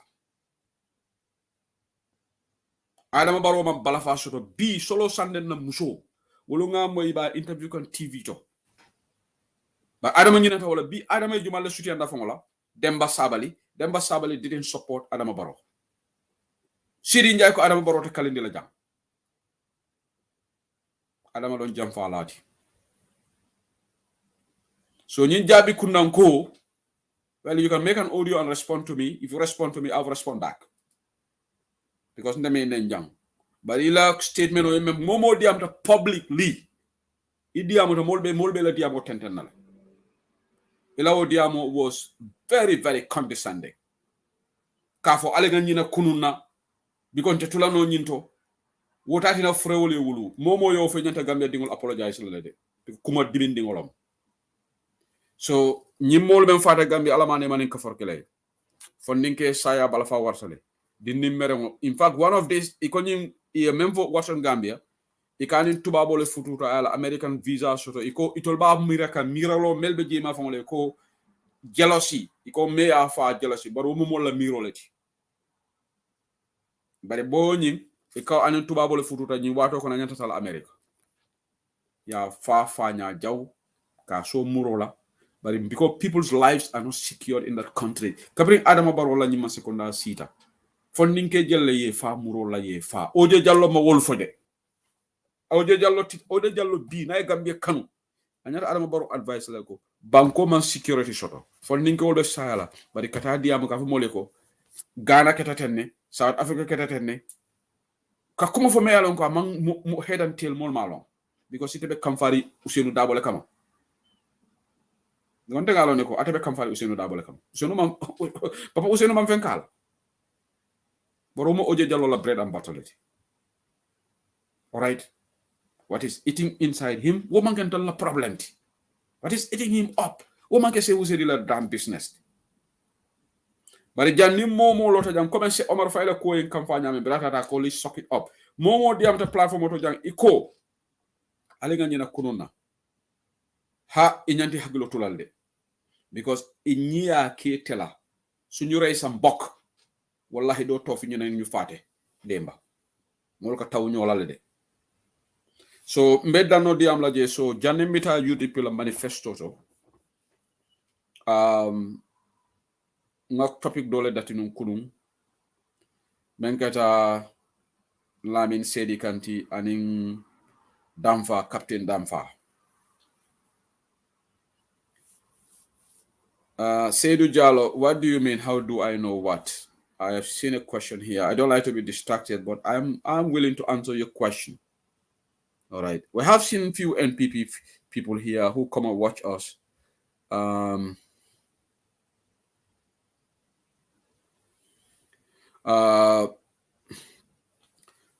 Kine Jallo said, we only have to compensate victims and move on. Shadily, what do you want? Okay, Kine Jallo, let me ask you. The man who murdered George Floyd in the US, did they only compensate the family and the Americans move on? Can you answer the question for me?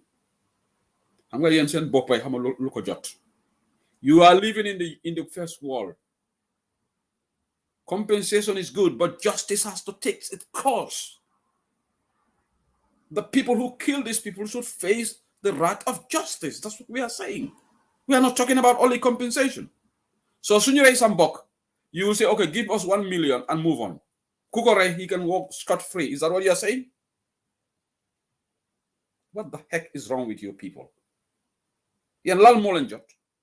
Because li yefi ñaka yer am len yermange. So you ask Koro Sisa's family today, probably they don't even need that money. Because most of them are very successful. Kenenki system doctor la in the US. But all what they want is justice. What the heck is wrong with you people?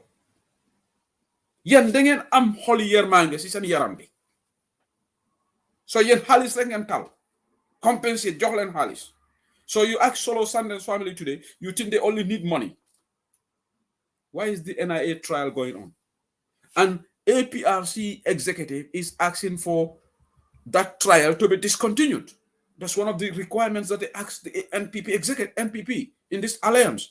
The NIA trial to be discontinued. Buleni yab niti. So fekene ray nañ sam bok do tok fi nga ne waaw nañ leen compensate. Yen da ngeen am yermange. Ban façon nit ngeen? You want to call yourself a Muslim? Yalla si bopam mu ne nit so ko reye da nga dem Sharia court. So reye, if the court finds you guilty, then la ray. Lola yalla wax. Is that not what yalla said? So sacca ñu tiyé la, court finds you guilty, ñu dox sa loxo. Xana yalla defon na ñu compensate la. Stop this nonsense. Let's stop this garbage. It's annoying. It's an insult. It's insulting. Somebody is insulting here. I'm going to block that person. Momo and Nendiro use them. Okay, I will delete the comment first. Momo and Nendiro Kejang, I will delete comment. That's first warning. If you do it again, I'll block you. So that person who used the B word, I have deleted your comment. But let me move on. I'm not going to be distracted. All right? Some of you are into this tribal nonsense. We know it. It's not going to work. All right? Because Adama Barrow is fooling you guys. Jabarami Poland, whatever. Look, why can't you be like Aisha Duba Pulla, Scotland. Aisha Duba just a digger, must support UDP. Moro Balde, Pulla, must support UDP. Because he doesn't want to go into this foolhardiness. We have a lot of Mama Kande, Pulla, Mama Kande, Mune, Kubuga Sani, Adama Barrow, yo Bugulo Gambia. Mune ndax am na ñoo xam ne sax ñuy support Adama Barrow am na su leen jot. Mama Kande lii la wax. Adama Barrow has tried to offer millions to Mama Kande pour mu jënda ko. Mama Kande is a decent person. Ñun am nañ information bi. There was a time I was very paranoid. Because Mama Kande was offered. Su ma leen waxi amount bi, doo leen ko gom. Mama Kande rejected that amount. Adama Barrow offered to give Mama Kande about $23 million. Can you imagine? Pour Mama Kande bokk ak moom. So that mu ngay am moom lu mu ñoo believe ne su Mama Kande bokk ak ñoom they will have all the fuller votes. Adama Barrow yow yaa soxor. Waaye Mama Kande doomu réew bu baax la gisut yëfi xet Gambia la gis. Su nekkoon opportuniste la jël na 23 million boobu noonu duga ko si poosam mu dem enjoy family. Waaye Mama Kande is a good citizen. wa am na ñoo xam ne gëmuñ dara xaalis rek lañ gëm. That's why you are saying you compensate victims. Should everything be about money? Should everything just be about money? So nit dafa dem rey sa doom nga ne ba jox leen ma xaalis ngeen bàyyi perpetrator bi. Is that what you're going to say? Respond to my question.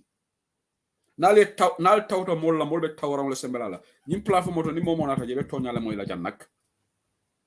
Nale tawram sembe molla be tawram le sembelal. Because you just want to focus this betrayal, this jamfala. Nde Adama Barrow, you know what, I don't want to say this, but Adama Barrow hana Gambia marale for hake. Nde say who said the amount border directly in a way. Nde I'm in Europe. Not demanding on both sotolale. Not pension on basso sotola. I have good health care. All right? Adama continue president amount affect fenna directly as a person. I affect because not bankole better la kolayakon. Wala nambe diamukam. But in my day-to-day living standard, Adama la president ya maintain nafa fenna. Mbe jise na sotola janne. Mbe kurang sotola janne. Mbe lopitano sotola jam. Ndingol be best education sotola jam. Ni la feta nga raga nga holiday soto ge nga singa na fan enjoy nga morona.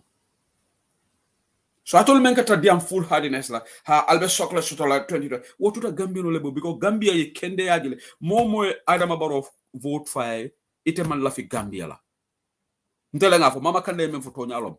I don't care what you think. Adama has 5 years we have seen Adama Barrow. Adama man Gambia la interest soto bi Adama Barrow sitale. Monana 2 years ago, my alliance in APRC. Monana last year, my alliance in APRC. I button 3 or 4 months to election because a jahal tale. I'm hani UDP tala 1-to-1 because UDP mo hani UDP la de 1-to-1. Parti jwal be hani la Gambia 1-to-1 era UDP. Adama men kati mu jatoti. Ni mu jatoti ika hani la UDP ma 1-to-1. Yek parti nani soto wo man kanyang. Fo eta APRC dogo. Wala na nila mulu diam ta jarek. Mamba jik njay diam ta janne ñi ya feño debe Rambo a feño debe akay ko funti apologique funti la world retract and I akele because an APRC le ke dictate bima hani APRC la APRC fengo ila fa suo ni e fa suo jamfa ibita dogo la modole banta common sense momo e fa suo doya ye fa suo jamfa ibida dogo la modole banta wolbe ke NPP la bi ye fa suo de ale maje bebula Fabakary Tombong jata noma imaje bebula la Dudu ja noma imaje bebula la Rambo jata noma because ama bula la fi bula la fama noma lo Ousainou Dabo mais a kulu politiko ko fate fonko wala la political fadati ayo jamfa so bi Adama Barrow fighta dogo modol noma banta. That's what is happening to him man sa talamanta sinola e ko ite fa suo horomala ibita dogo la modole banta ala mantra sinola. That's what is happening to Barrow. UDP ajiyam sekwol melialongu ajiyam sek wole Adama Barrow la letero safai ala le application o ajiyam sek la safai because ma safeno biya o jamfa bi abe bulala dogo la Sidi Njai noma ase dogo Demba Sabali noma ase dogo Sehu Mbalo noma. None of this voted for Adama Barrow. Sehu Mbalo was in GDC and in fact he wanted to organize a protest in New York when Adama was going there. But because Adama Barrow aya fa suole damfa ajibe hanin na suolu kono eme fama horoma eme bama horoma isheta wande ba horoma mbedo kan is common sense. Could disrespect sa yaay nga respect sa bay da nga dem respect yaay jambour a papi jambour ci biti li degala yalla nelawut lolu mo dal NPP tay lu ñoo def ni andu ci ak sen sago because lolo ta ñu ngi dogo lolo ta tay yow nga nekk the bigger partner in the coalition because ñu ne NPP ñooy the bigger partner. NPP sen executive member Mam Bachik Njai wax mu ne Jammeh is not in the coalition. Rambo ne ko lii du dëgg demal nga rectify ko lu tax Mam Bachik Njai ragal rectify ko because Rambo moo ko control because wala ñinti ko ime fa suo imam buña tandije ye horomanta ya tani fa suo kono fo ka fo fama ye ko ni ko itamu moluti itamu patio moto na ba ni ko itamu molu mu wuli yaleti ye fama doya ya garawal ye kuol kay ibita nyoy la mo dole koto banta wala kata NPP la bi wala nan tol dole ko mo buka diyalje ko tonya ne di on ko le fali wala na bi albe yaay na APRC ko noma an walbe ni yaay on kala anu Gambian olbe tonya le fasala inshallah on December 4 because Gambia mole imagine ko 72% of Gambians don't want Yaya Jammeh to face justice. That's according to an Afro barometer. Barrow is not decent. Barrow is not patient. Barrow attack Fodi Danjo. Verbally. Barrow def de mer. Barrow bum don attack Dr. Ismaila Cissé bem sani lohambi. Where was he? Barrow was angry.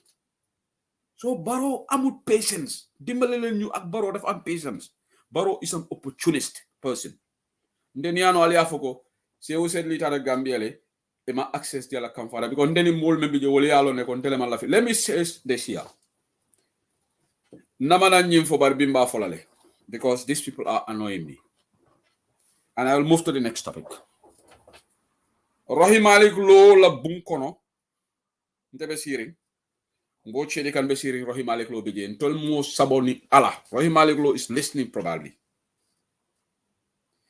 mbo chedi kan nata ko ye clearance to la prungata baro mit UDP nkulu mbo chedi kan be baluri na be America de mbo chedi kan ko atatita because of yaba tele warata gratenata abe finko nyina ko mbo chedi kan ni man tantatita mbo chedi kan is America ala moy I refuse to go to State House.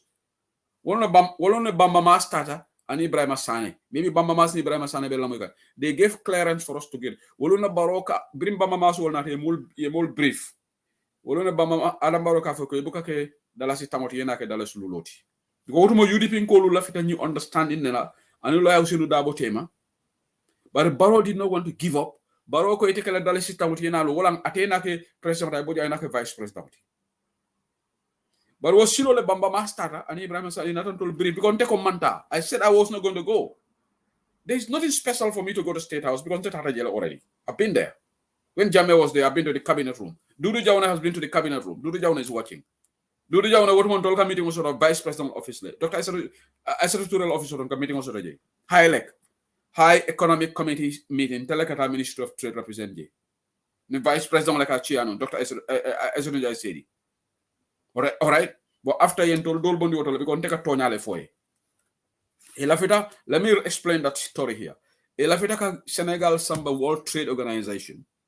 What more Edward will be your soldier role in cool Kalamuta. Ikoika Senegal Samba dispute settlement because what more Senegal ka border closely. Apply what I can to border closely. Yeah, new soldier will come by Senegal after to Yablale. If Senegal Sambala. Nkoiko from the WTO rules, because that's my job. I was the WTO desk officer at the Ministry of Trade. I gave an advice. I said, Nintata WTO, Gambia would lose the case. Any case against Senegal. Senegal were protecting their industries.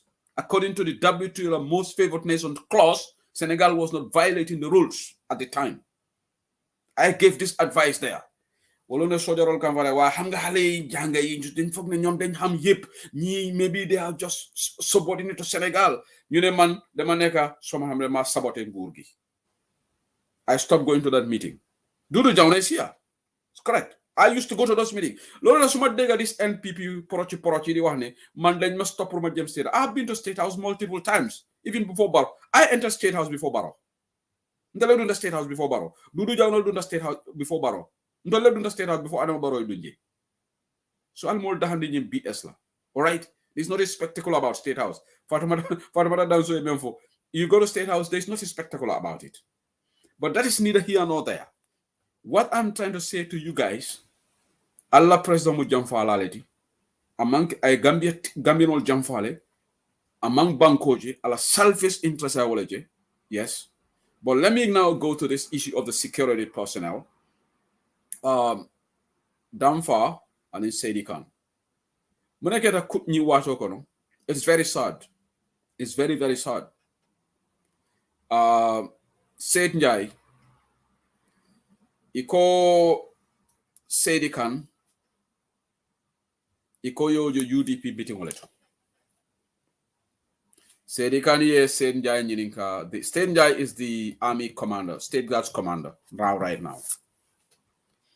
Aye Nyininka, ako evidence so ako Senjai kay ko gay ñu ne am nañ evidence ne yow dañ la gis ci UDP meeting. Deglu leen ma de. Sedi kan ko bari woyente tara manka man kundale.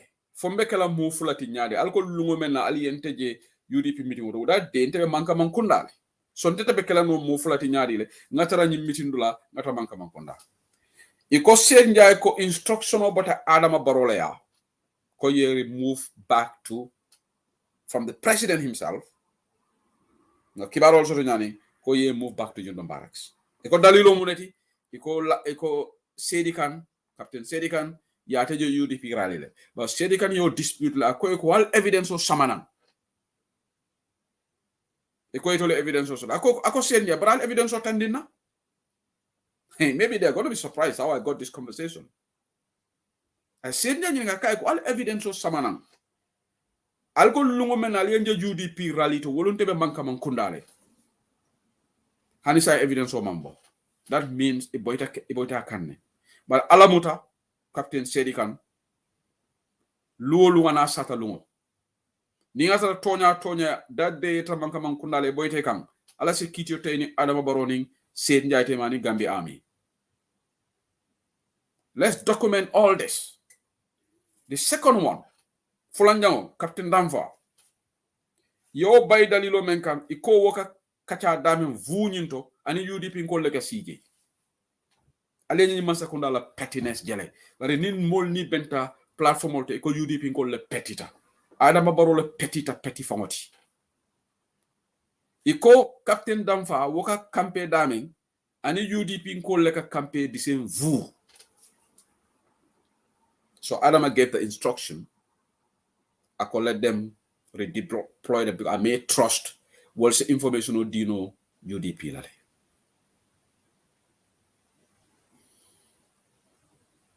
So this is the situation. All right. I don't care whether Barrow is a Fula or not. I don't care whether Barrow is a Mandinka. I see him as president of Gambia. I don't look at his ethnicity. When we were supporting Barrow in 2016, who voted for him because he was a Fula or a Mandinka? Because we wanted to remove Yaya Jammeh. I don't care whether Adam Barrow's tribe. That's immaterial to me. I don't even want to discuss it. It's a little bit tribalism. Lolota Bumadega OJ Jallo. The one in Gambia. Where was OJ Jallo when Adam Barrow started inviting Balantas, Fulas instead? This is OJ Jallo.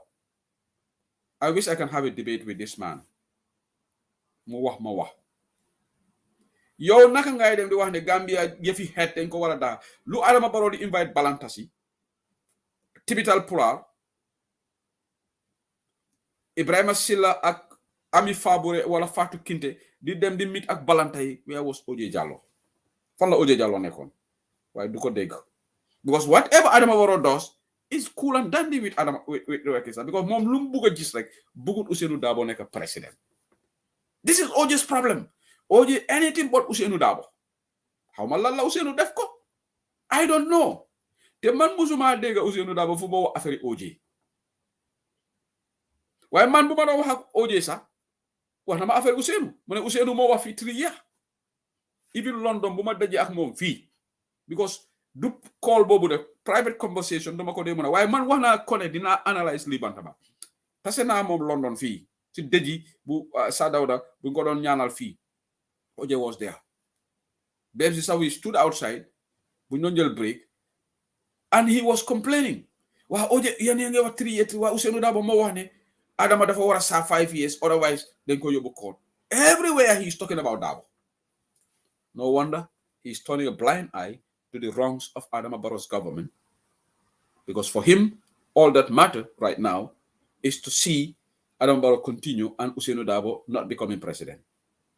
What do you call this? H-A-T-E. H-A-T-R-E-D. Hatred. We cannot sugarcoat it. Because you're so bogus a real. Nga gis president boo xam ne mu ngi jaxase ay nit mu ngi indi tribalism But you despise the other person so much that you don't want to see the wrongs of Adama Barrow. Tengay tachu Doudou Dia Fabakary Tombong Jatta ne yow so amone ngente ñoo fa lay nek xana so amone ngente ñu nek ci ko UDP guys nga ñoo sa ngente kon ko dama wax ne lo ay Ousainou Darboe yow so amé ngente du fa dem wala Ousainou Darboe am ngente da nga dem. So why are you praising Doudou Dia and others? Because that's the Gambian culture. We if politics do tax ne we will not go to each others. So nit ki am yalla tere su nit am dëj dañ fa dem. So amé lu baax dañ fa dem. Why do you want to praise those people? But anyway, this is the story about these two army officers. So iko mo UDP in lati do iko abenu UDP rally la wala captain Sedi Kanti damfa iko kacha si voleto me ala ni UDP in lekasi. I'm going to now use the remaining minutes to talk about the UDP manifesto. I'll be like UDP online bantabala. And thank you for watching. Nde diamola funding ke wala karola demanding aning agriculture, nutrition and food security. Ngaja dole safaro ke jako ya nyanta ka diamu manifesto la bari ako Gambia kate failal jamaba bi jewol buka care about manifesto. Well, this is but that doesn't mean that manyana kela. Ntolo nyanta men kela ngawoke atuta voters ole bulu. But what we should do, we should do. So UDP law sectoral policies, number one, funding ke wala karola, mediam la je demanding, la fita funding ke wala mako la nyamnen, wolom, na fali neko, youth entrepreneur funds, mbawo create la le pro funding ke wala manankumo, menjanta ka funding ke wala dema. Skills centers tang UDP a commit like a for established funding ke currently mechola 10 specialized skills training centers across the country.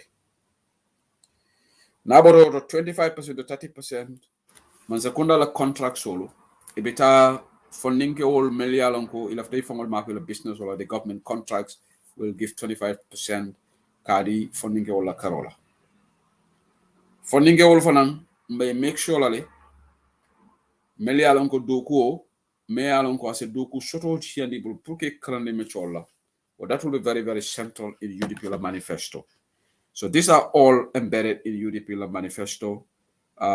If you go through this, you'll learn the summary of UDP la funding ke wol la karola nyanata manif bari ni nata roya dabola diamo jibe.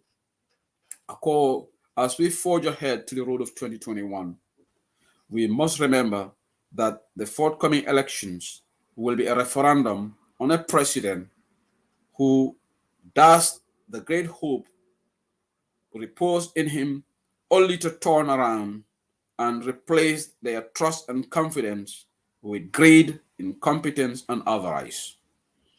The election is also about fundamental choices between contrasting visions of what our people want and deserve on the one hand, and an unrelenting effort by a failed president to regenerate the very system, practices, and orientation that Gambians rejected in 2016. Walam, ngamen foja wala nyentiko ako ni electiono choice lom between maral kendo me ala UDP la flasa malanan anin president me alonko ala kunkle nafa ala hadumo anin kam murundi kulto me yalonko mboto wala kono 2016.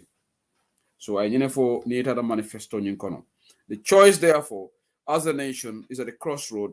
The choice before us as a nation at a crossroads, and our task is to offer a solid, clear, and comprehensive roadmap that marks a discernible departure from the current lethargy and failure we have saddled with for the last 4 years. So nyelon kuti me alon ko manifesto e nyinefo.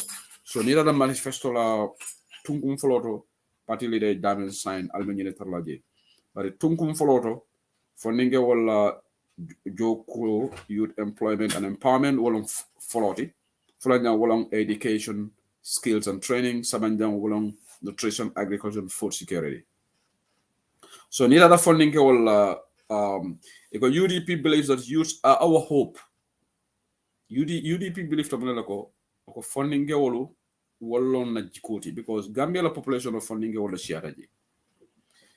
To puruka Yiriwa Samana wala economic growth in the country, our youth must be empowered and capacitated actively and meaningfully to participate in the economy and labor market. Nintol la fitan na economy transform la. Wala mpuruga njim funding ke wolu na jorangol di la million ko they will be ready for the market. Puruke train. Our labor market will be expanded through self-employment, agriculture and ICT-led growth, which has the capacity to create jobs, raise productivity, and open opportunities for increased trade and better living conditions. Na banko be parala manla ning atara lafta yiri wala purunga molu karande mechola puru ise fangol mona fanno ye doku kendol soto ni woketa yiri waseke nyato taseke Gambia sa fang sambano nyato abanki ko na buntungu be tarla bantale na depend aid kan outside help on something. So wolon na tunkungolti bari me menkala wolom create conducive environment, setting the right framework and facilitating collaboration with the private sector to enhance our youth obtain the right skills leading to their increased employability. Wolom mbe wole fokanjang funding wol to jorang funding wol to doko sotolano nima mechol karan walati nangam fan commit establish specialized skill centers through the skills enhancement zones and provide facilities for trainers to enhance skills in technology, sports, and entrepreneurship. Establish youth entrepreneurship funds and develop local commercial and business entities and establish trade and commerce associations and treaties with partners and create trading posts for commodities in the country, trade hubs. So, you know, me mune fanankela ninga wala nyimmanan ko to entrepreneurship funds. Funding ke wolu te tarla no dro iko ke karande skill la bari be manan ko fanan soto la pro ni skill soto ibe doko kala manela. So nyanta nyim fanan kala establish a policy awarding 25% or more of government contracts and projects to youth and youth enterprises. Nyim kumaya tabakele. Contract will be kadi jumalela Senegal wolu. This is not being xenophobic, but a contract will make can be kadi hadim gailala. Warang mul melialon ko ministal badi ngolom yaka fanko to bambawti UDP man sekunda ko ninto lunata nin funding ke o me yango rafta sobe yala ye good project shoto nkanyen contract ko men di man sekunda la contract ko ma make sure la keme o keme sidula mwani lulu na doyata o contract ko lu o bebita funding ke o le yake makoy. So you know, what is a very good policy. So opportunities be a lifeline be right now. Funding get at la Gambia ni project no soto. But a manke ko funding go ebita reke man sakunda la bunda konko. Ali dalasi mulu yon sabadi nga contract no. Ebe project proposal le sambala na. A very good project proposal. Yadoku ni yadoku man sakunda ela project ni appraise. Yaje ko itala ni is viable. Because more project appraisal it is on a project to be viable to a viability sort. Viability to abukong to wolom banko se na faso to economy se na faso to yirwa se na faso to nyato tasita na faso to ise do ko di funding ke wala nite ilo project to ning man sekunda ite makoy Gambia dingol for example nite alo gunjur ma fongola funding gol membo gunjur ma fongola ise do ko soto je fongol munafa wose nyim backway syndrome tala. Lana UDP le following idea initiate Gambia and amanantara mola manifesto to abentole follow la manifesto to and this is an excellent initiative funding ke wala karol ni aje UDP ka funding ke wala ko warandi back Gambia funding ke wala siata 65% of our population mo funding ke wala we are a young population, we are a youthful population. So funding Gambia te tala no nyato nim funding ko mon sementu ya So under the Lawyer Dabo-led government, funding ke will be a priority. So Nimbenda manifesto to and this is a social contract between UDP government and in Gambia. Well, on contract column, ni UDP man yinke 2026 also mbati at the polls. Aliafo alkalbe nyine ka almafo ntanaka rewdi lala. Democracy. So established mandatory youth service scheme after high school. Wofanamu silang doleti tunkung nani nyaw. Wolong momo be near high school obang abekala force walti ibitani youth service scheme tala sileni ataya volto ya fo kontenna ntenga naf la soto pour kata Babylon ndeka kata Babylon le ntebitala janne ndeka am too good ka doko ka Gambia nyembe kala force walti ni te high school bang ibe dunna nyimandete comme banku dolto ni dala banku dolto is military service is compulsory. Ni dunta jekata army le. Nana nga soro Gambia le wolong NYSS, National Youth Service Scheme, ya jamela mola ake. Ni molu jite kata jele kata mi chokaram. Sifa is good. Promote and protect local enterprises and industries and ensure government purchases locally produced materials to promote growth. Provide investments in agriculture, manufacturing, and tourism, and establish reforms aimed at empowering youth participation in them. Provide opportunities for women to engage in meaningful employment with their employment rights fully protected under the law. Obemen fo kanja wala nyintiko. Mansa kunna be fasa rokela puru Gambia la industries. The industries maleko fu manik counter nyami.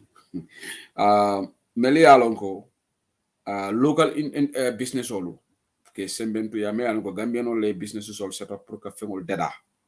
So it's a fast through tax policy.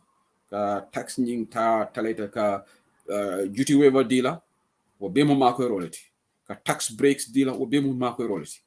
Pour ni business so le ning company dol membe Senegal and banku dol se compete no. Because we have to do what we call indigenous businesses ke fasa ke sementuya so that they can be competitive. That's what the economists will solve. They can be competitive because nime makoi in new other businesses all to compete lano. So UDP government is going to do this. Me makoi ro fanankala sero bundala karola bakere. Ndolde kala ko barola man sekona. Yes, si jata kendela manfodo jata kendela side but being ajole ambulance sol samana be mo politicality. Ambulance sol beteyata bari ila famana. So this is the so support sports development as a medium of youth employment, provision of standard sports infrastructure throughout the country with adequate financing for all sports, encourage public-private sector partnership, the PPEs in sports financing, creation and consolidation of strong national sporting bodies, encourage transparency, accountability, and probity in sports management, which clearly define institutional and legal frameworks. Encourage mass participation in sports as part of national health and wellness. So nyimbe momoneti jada kende ala follow fanam.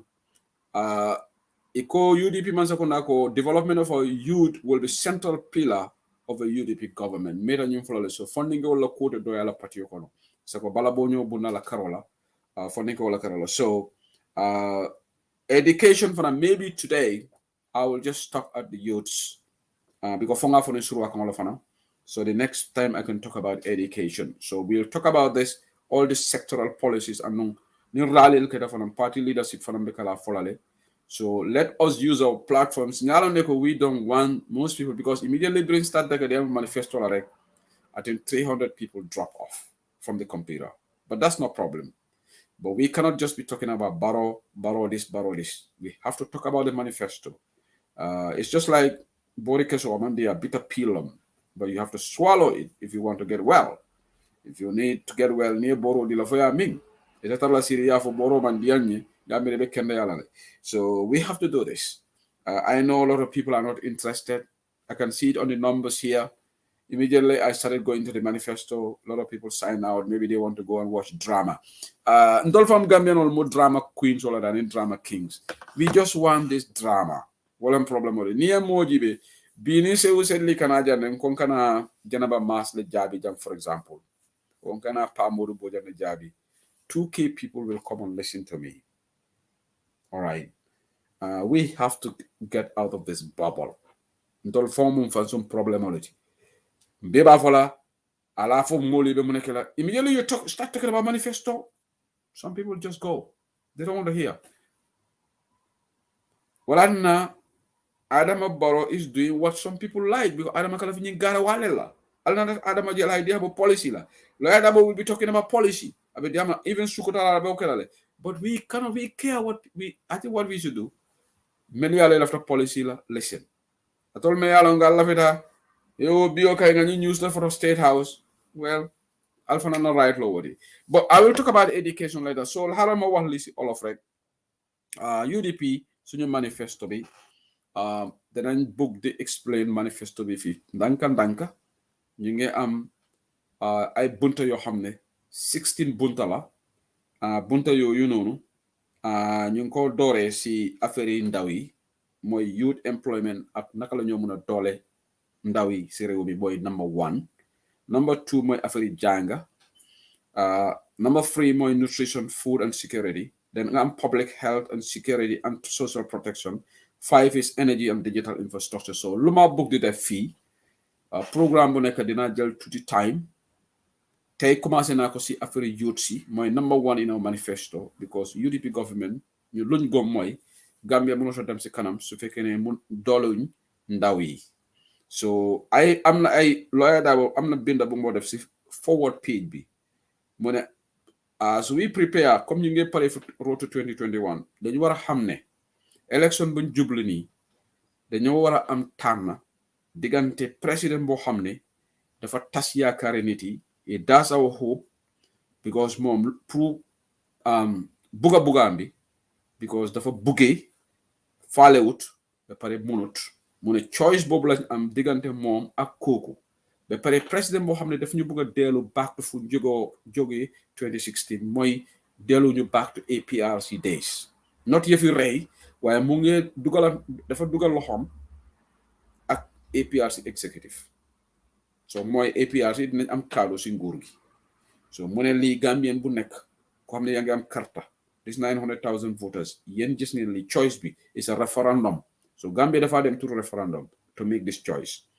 waaye ñun lu ñoo bëgg a wax nit yi mooy ñun bind nañ suñ manifesto suñ jubluwaay fu ñoo bëgg a jublu mooy ñu doole ndaw yi si ndaw bi te naka lañ ko defee number 1 dinañ create environment boo xam ne dinañ mën a jokkoo ak private sector pour ñu mën a doole ndaw yi mooy create a conducive environment government liggéeyam mooy pour create conducive environment mooy tax regime bi anything loo xam ne si loxo government la ñu make it friendly ku bëgg a set up business we have one stop shop du dangaa jógee fële dem fële te Gambia dina try am a digital economy pour ñu yombal nit liggéey bi waaye government ñun suñu rôle mooy government du liggéeyam ne dangaa dem sampa ay factory loolu is for the business sector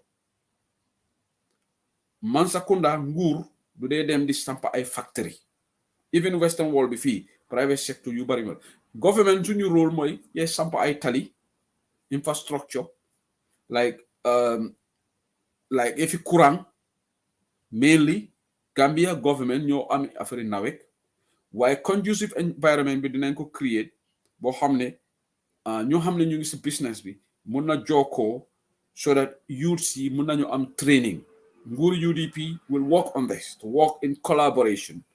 Anybody who is going to the Minister of Trade in the rest of the private sector dafa war a jublu mu put this in the framework so that the youths can harness the opportunities in the private sector. So ba pare dañoo sampa 10 specialized skills training centers loolu dafa nekk si réew yëpp foofu those training centers dañoo jàng ay métier anybody ko xam ne yow amuloo liggéey da nga bëgg a jàng nga nekk electrician wala nga bëgg a jàng beneen métier boo xam ne mun ngaa dimbali sa bopp because not everybody can be a footballer, not everybody can be an economist, not everybody can be a security personnel, an accountant or a farmer. People are good at different things. Yow su fekkee ne yow da nga am talent pour nga nekk engineer soo demee foofu noonu wala nga nekk auto mécanique mun ngaa dem jàng si ay training centers yooyu noonu. Government UTP government lu ñu woo def moo ñu am this environment waaye waa réew tamit youth si ñoo war a fas jom dem jàng métier yooyu noonu loolu you cannot blame the government for that. su fekkee ne training centers am na ba pare ñu mun a wàññi ataaya vuus yi wàññi xelaati youth si ne ku nekk man damaa dem Babylon xëy na lu ma wax nii sax ñu ñeneen ñi ne ma mere waa Seydou Seye li moom si boppam mu ngi Babylon waaye bëggut ñu ñëw Babylon ñu am opportunity pour dem Babylon mun na ñëw ba léegi waaye ñu wàññi back way bi suñ am ay compagnie boo xam ne dafa nekk Sukuta for example wala Lamin compagnie boobu noonu su nekk boor yooyu ndaw yi nekk si area boobu noonu mun nañoo dem jànga métier foofu noonu war a ñu ut liggéey so loolu mooy di specialized skill centers through skills enhancement zones and facilities for trainers to enhance skills in technology, sports, and entrepreneurship. So this skills training centers, send specialization, yefi sports la, ko hamne yo sports mo sa choice. Nga dem jàngal loolu noonu foofu. Mun nga train sa bopp. So kene football nga mun, nga specialize in football. So kene volleyball nga mun, nga specialize wala tennis. Wa anything loo xam ne yefi pro tanga sports la nga dem foofu noonu. So be pare entrepreneurship mooy jànga métier pour soo bëgg a jànga business ma dimbale sa bopp lii yëpp it's good. Establish youth entrepreneur funds lii yëpp soo ko amee foo nga am a xaalis mooy this youth entrepreneurship funds nguur gi nañ jox youth si funds yoo xam ne yow soo bëgg a dem start sa own business nga mun ngaa dimbale sa bopp. And develop local and commercial business entities and establish trade and commercial associations and treaties and partnership. Trade hubs si tamit dinañ ko loolu moom xam naka laa ko mën a explain ci olof nag ngeen dimbale ma xëy na maa si ibsay ñoo xam ne dañ dégga ma ngeen maa dégga olof they can help me with that wala Oli Diba can help me with that. Why establish policy awarding 25% or more of government contracts and projects to youths and youth enterprises. Wala masi kii naka la tudda Kumba Jayte ñoo xam ne ñoom dañ aaye si olof ñoom mun nañu explain those things waaye lii lu important la lu maa ñëw wax si mooy tey youth si bari dañ am ay idea maa si Bura Diba yi nekk fii for example am nañ idea ñu bëgg a start project Gambia moom su fekkee dafa bëgg a set up business in Gambia for example te moom ndaw la xam nga government dañuy am contract léegi na ngeen gis ne this 35 to 36 million dollars contract buñ joxee Adim Gaye pour Banjul Road development loolu yëpp government bi la Hakaland Road project da ngeen ko dee dégga government daf dee joxe contract so su fekkee ne government dañoo def contract ñu ne 25% of those contracts dafa dem te youth si ñoo xam ne dañ am project waaye du nekk ne waaw dama nekk youth rek nga dem taxaw si buntu Lawyer Darboe wala nga dem si finance minister bi de man Gambian la youth la jox leen ma contract déedéet bu loolu la moo doxee de dangaa def sa project proposal bu nganda project proposal bu sound nga dem dimbale nga dem ne yow su ma indi project bi Gambia lii ak lii la moo njëriñ si ñoo xam ne dañ dee def project appraisal ñoom dañu appraise sa project bi dafa am benn ndaw du ma wax turam moom right now mu ngi liggéey loo xam ne dama ko fa wax alright mu ngi develop something loo xam ne su Gambia am ko dina njëriñ ñëpp te nit ki mu ngi liggéey si loolu moom nekku Gambia but mu ngi liggéey on that so this is very important façon yooyu noonu government mën naa wax ne ok kii youth la xaaral ñu dimbale ko xaaral ñu may ko mu am contract xëy na moom soxlawut xaalis si Gambia sax waaye government mën nañ ko encourage even through tax holidays tax breaks yi because government moo wax leen dara Oli Diba mus naa wax lii te ñu bari duñ ko dee understand government liggéey bi nekku na daal Gambia government mooy dem di sampa ay business factory fale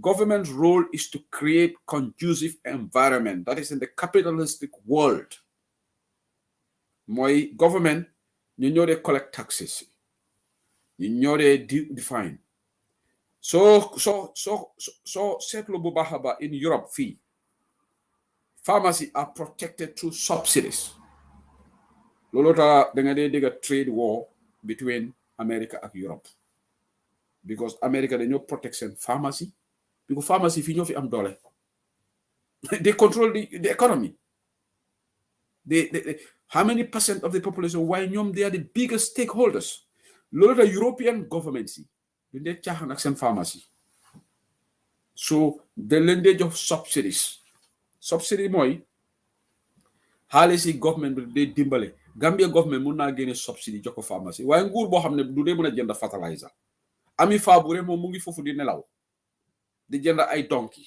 catch Ami Fabure kooku talu dara politique ku nekk minister of agriculture under UDP government dafa nekk koo xam ne dafa match si affaire agriculture ba pare dis Maputo declaration boo xam ne UDP government ñu ne dinañ ko enforce Maputo declaration 10% of the budget dafa dem si agriculture loolu dinañ ko enforce to the letter wala dama wax na ko many times 10% of the national budget will be given to right now about 2% or less lañ dee jox agriculture loolu tax pharmacy duñ dee am fertilizer jambando ka fa surwa ka ngoto jari jambando jojo ndur dimbale ma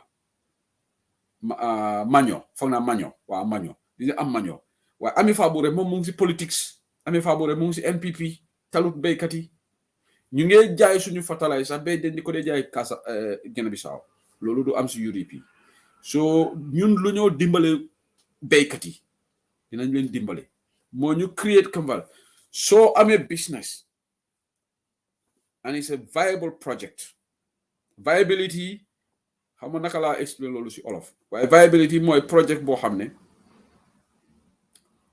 projet bu baax la économie bi nañ si njëriñ ñun luñ bugg a wàññi mooy ay bor lu nekk ñu dem European Union ñu dem America World Bank dimbale ne comme Mamboure Njie economics loolu lañ bugg a génne Gambia Mamboure Njie mënu dara di jël bor rek la moom su Adama Barrow soxlaa la mu dem IMF World Bank jël bor loolu da Gambia démb wax naa ko Oje Diallo bu ma ko waxee loolu dafa noppi il faut bu ma ko waxee loolu dafa yàkkamte mu ne waa ok léegi wax bi jeex na nañ ko emale fii ma ne ko Oje yaa ngi soppoon nguur boo xam ne bu Yaya Jammeh nekkoon foofu noonu bor bu Gambia am was for $58 billion bu ngeen doon jël nguur gi ma ne ko tey xam nga ñaata la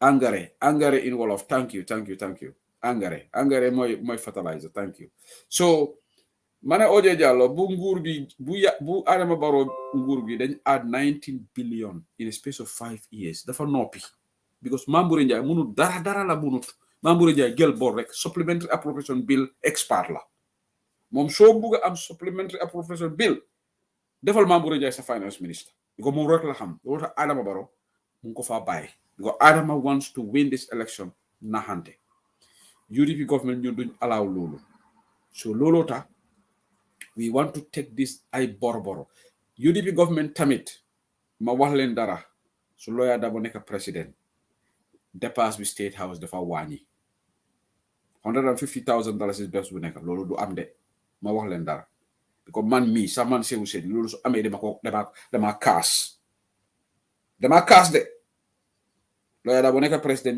mu ngi dépasse $150,000 ma noppi kon man duma góor de alright because Lawyer Darboe si boppam complain na $150,000 Adama Barrow bu lekka li so Lawyer Darboe su nekk président du lekk $150,000 every day si dépasse ba pare moom mu ne State House seen expenditure bi dafa wàññi bu baax a baax convoy yu nganda yi Adama Barrow di dawal moto yu seer yi Lawyer Darboe su nekk président loolu yëpp dafa stop because ñun dañ bugg a wàññi dépasse office of president xaalis bu ñu millions yi loolu mun naa dugg si mbéy bi wala mu dem si youth si te UDP government su ñëwee Keba Sabally du toog in Finland wala Fatou Sabally wala Bob Touré UDP ñu ngi yaxa ñuy noppi kon loolu dina garaaw de te foog wala UDP wala Karamba Touré toog di seetaan UDP di yaxa xaalis mu noppi déedéet Karamba du def loolu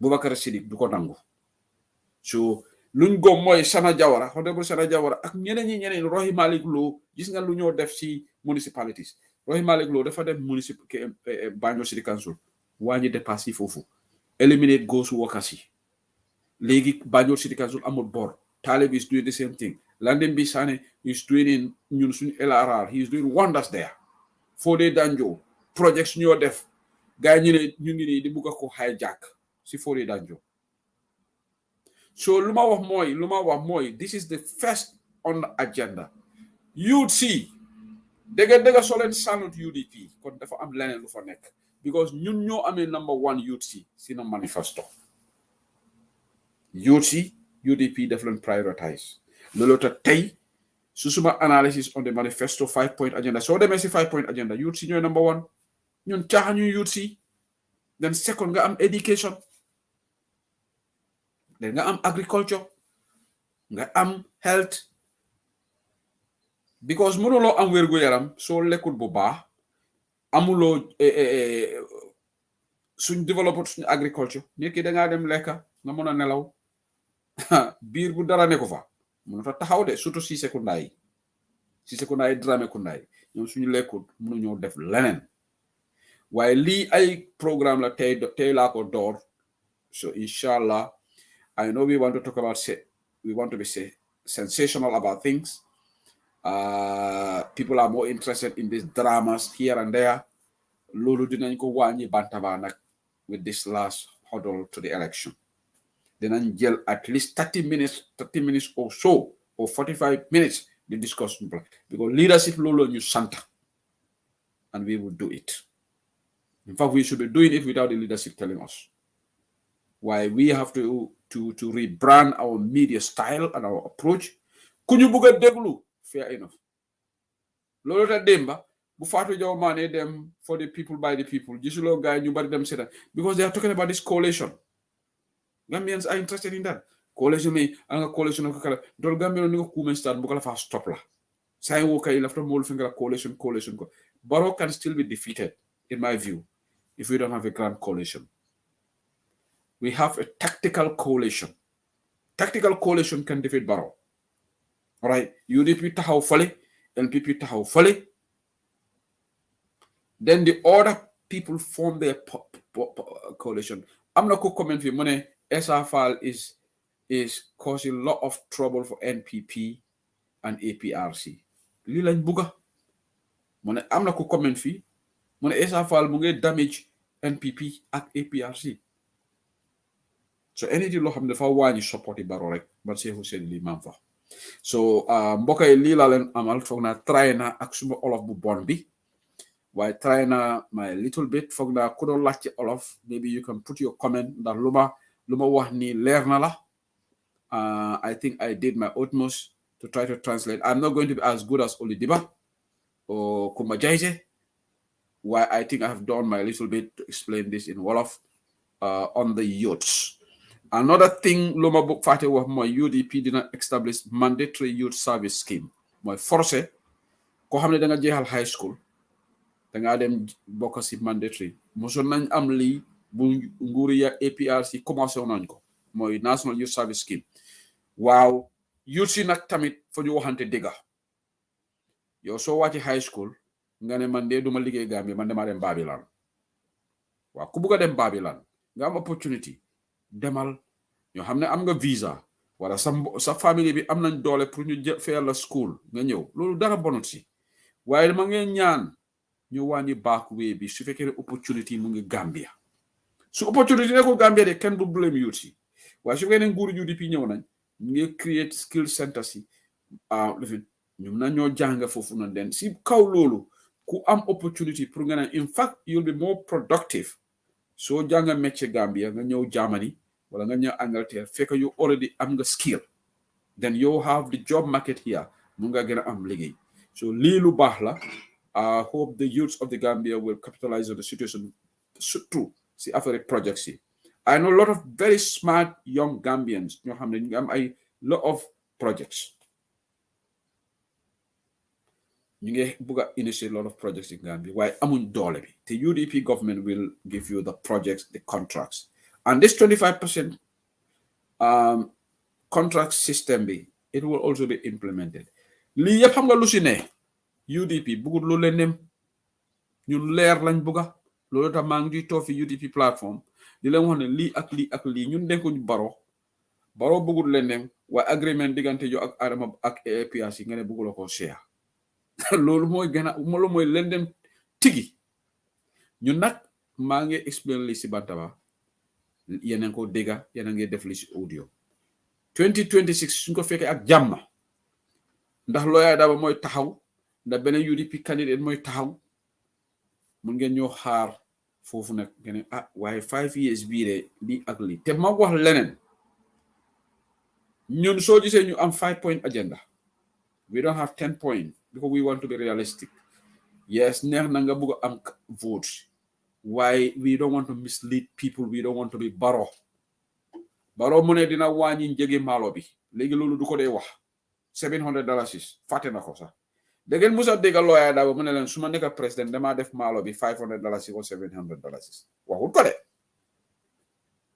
because we want to be realistic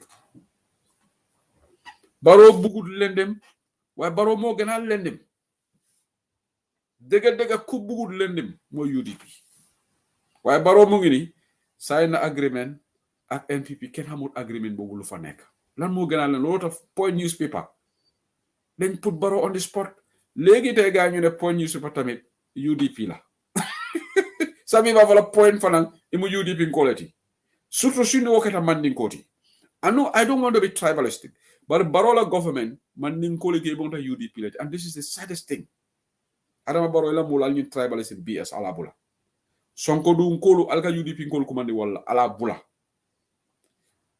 mandinkol bi gele mel UDP support woke wo men diamu tori enta Gambia ngalo mandinkol fo jahan kolom bo whatever bara maka UDP support de aka NPP le support de mandinga dinjelle be Adama Barrow no so system ko no ni mo mandinkol doron iko ka UDP le support wala ne ñi sedi kan nen damfa bon state house ale nga tonya bla ngalo ne ko ni kondo mu sido leti ite suspect la ko ka UDP le support Adama Barrow tribalism man ko Gambia alka mol men bay turo jawne ali abon state house ale set njay kedi Adama Barrow is propagating tribalism in Gambia even Yankuba Drame is not trusted CDS telangaf even the IGP is not trusted that's why wo aba fam fala purka Barrow please all right so ale nga try na focus nga janninte be jabila ite menga for UDP for be sonnale for if Barrow lost the election would Barrow concede? You answer my question first because Barrow is going to lose. We are not going to lose anyway based on the projections. Afrobarometer did a survey 72% are not happy with this nonsensical alliance, particularly they want Yahya Jammeh to go. So that is telling, that is an indictment on Adama Barrow agreement. According to Afrobarometer mel bi jaw bank UDP ngolti. Somebody will be program of Kumfala Jana is 21:29 p.m. right now. I will just take 1 or 2 calls on our program about Nime Alam left a call killer. I'll take call kenole. The lines are open right now. Nime man call for the program about Lajan so kutale sign. It's 21:29 p.m. But in program will come at the premier ke. Detula bebe na baroteng kariteng. Barola mol wol buka agenda fo. Wol idea te wala fam vision te wala alin kana wol continue ko kon. Nte me la manifesto fo ngoje. E me la manifesto fo tindi de. Because londo tigi ani be manifesto de dale bitan na jire non le employé la because barolo timo kono jomal be manifesto so fela moji ale mo kelim fanye barolo timo kono ngala ne ko ye consultants also don mel baro fo la pejo wala ka imagine say barola pejo to ko grammatical mistake wol kaji baro pog yala wono ni state house Gambia pejo de mistake wol say ye mole haya expert wala haya men ga barola pejo ron manali o kala mo dale because barola timo kono atije membe o pejoron no ntalangaf atije no one has the capability to run it in Barrow's team jumalo because dusa no jumalo pejo di la wala yaro se ko mbalo men ko angale kan baramala left right and center and Ibrahim Silla wo falanda ron no so there is a caller from the UK. Hello Siu. Naam. Nah, dem Fanjay Oje Jallow toj na dëkk bi de. I know. Yeah, waaye suma tontu bi def ko xalaat ragle tuuti. Really? Yeah. OJ is a hater because young fataleku binyam usenu deme court binyu hene how much danjam court after boys you volunteer na ñom usenu duñ delu wat prison mo most of ñooñu nonu ni ko na hegna sax ken bugu ton lolu waaye ni ko na hegna sax tej bi du am yeah waaye hanga lolu pasena waaye hanga nit ko bugu du buga du ever buga waaye lolu problème anyway hanga nit moom ñëpp duñ la buga understand nga yàlla ñu bind sax ñeneen buguñ ko sa ka ko xam ne yow nit rek nga understand nga so man du waaye hate dafa am fu moo am mun ngaa buga nit bu ëppa waaye mun ngaa hate buga nit bu ëppa baaxut waaye hate nit bu ëppa tamit baaxut understand nga baaxut so lu nekk dafa dang si war a def limitation because yoo xamuloo lan la yàlla di def waaye Fane Njie yow waariwuloo ñoo xam ne di wax ne nit ñu de ñoom even yow soo police Yaya Jammeh du tax ne ñoom ñu seen néew yi jóg wax boobu noonu dafa naka nga dee gisee gars yi seen wax yooyu noonu wax bu ñaaw la because reyuñ seen papa reyuñ seen yaay wallahi teew nañ wax wallahi suñu reyoon seen papa seen yaay bi mu wax lii xam nga ni gis nga Gambian si man mënuma understand Gambia gis nga man gis nga Gambian bi waxuma ñëpp de waaye ñu bari dañ jee bëggoon ne jullit lañ waaye ñëpp jullit wallahi loolu dëgg la du ñëpp de waaye ñun Gambian bi naxante bi fu mu nekk waaye man dama bëgga xam nga li ñoo wax ne yàlla am dëggal laa farleel ba léegi laa toog sa di wax loolu noonu in my mind maanaam yàlla liñ dee wax ne yàlla dogal naka dëggal la dee farleel yan na feeñ 2021 election maa ngi toog fii di ko wax si suma bopp bi ma ne loolu su amee su ko defee nit ñu bon yi nekk si société bi Gambia xam nga ñu mën a change man loolu laa dee xam nga laa dee wax ba pare dafa am lu ndaw li ma bëgg a wax si tooyi Adama Barrow bi muy dem because nekkul ne meet the farmers toola lii political campaign toola understand nga so dama bëgg a yéen mi dee joxe message man dama foog ne dañ jël seen shopping bag pour àndaa moom ñu jëndaale carte yi gis nga too bi too bu jara bàyyi xel la et ñu ngi amee seen shopping bag àndaa shopping bag bi dëkk buñ dem ñu jënd carte yi dëkk buñ dem ñu jënd carte yi suñ jëndee carte yu bari suñoo ñit si ñu start di saaga lii moo nekk si suma xel bi right now loolu moom message bi dañ ko war a ñu nekk UDP ñu nekk Gambia is it koy na de carton message bi dafa war a dem waaw lu nga wax ni make na sense because si situation bu garaaw lañ nekk ni te right now Gambia dafa hard am na ñoo xam ne xaalis moom duñ ko dee mun a reject so loolu dinañ ko mun a seen shopping bag la ñoo yore shopping bag su ko defee suñ sobee ñu sob yàlla tereti ko dañ xam amount buñ am ne xanga am nañ lu bari suñoo ñëw ñu start di saaga Ousseynou understand nga so dama bëgg a message bii ni sew please message bii na dem inshallah message bii dama bëgg a message bii because too bi loolu laa nekka too bi dañoo dem dëkk bu nekka ñuy jënd carte di jënd too bi loolu lañ koo defee boobu lañ ko usee so gis nga message bi dafa war a dem seewu ñaan naa la ngir yàlla message bi soo ko mënee aagal sax Banjul message bi na dem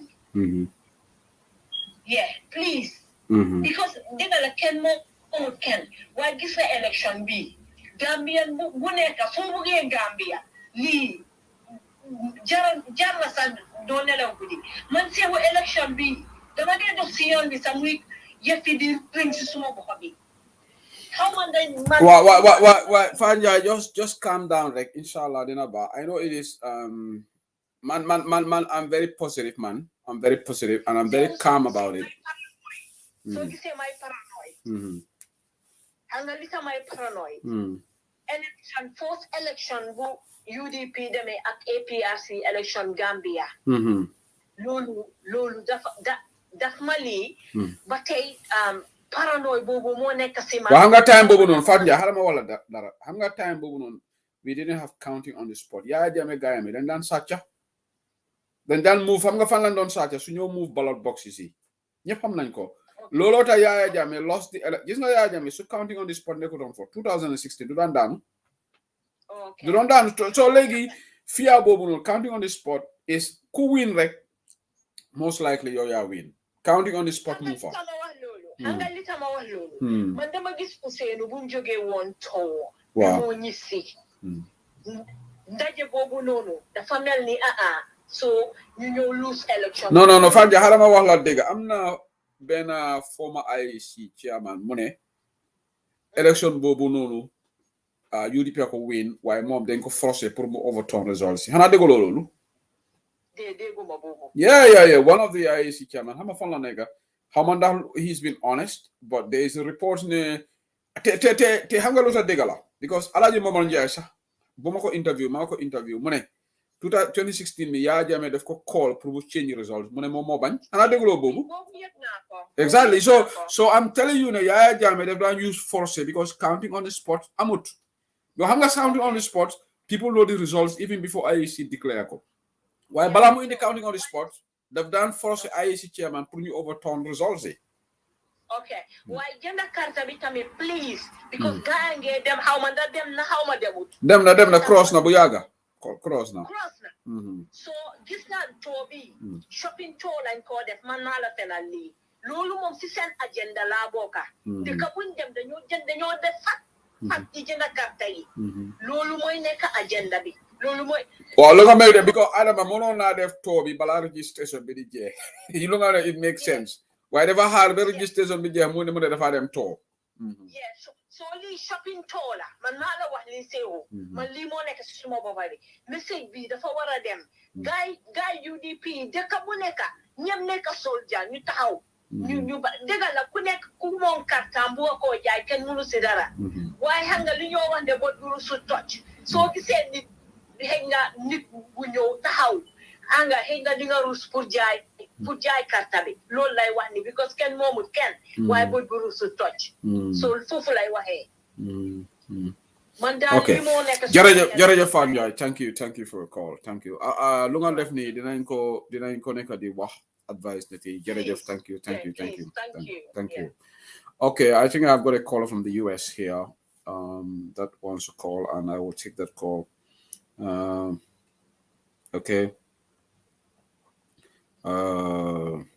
okay let me see this caller there's somebody from the US wants to call then that will be the last caller yeah Fanjay can you remember them it is important Adama Barola na mol dundale kana katewol sam call me US Assalamu alaikum Mr. Sehu wa alaikum salam Drame nge kolo ke US Washington DC ngela programo folo kan kinli Abaraka Drame ko nango be nyaade kori mon domoro ke baake bi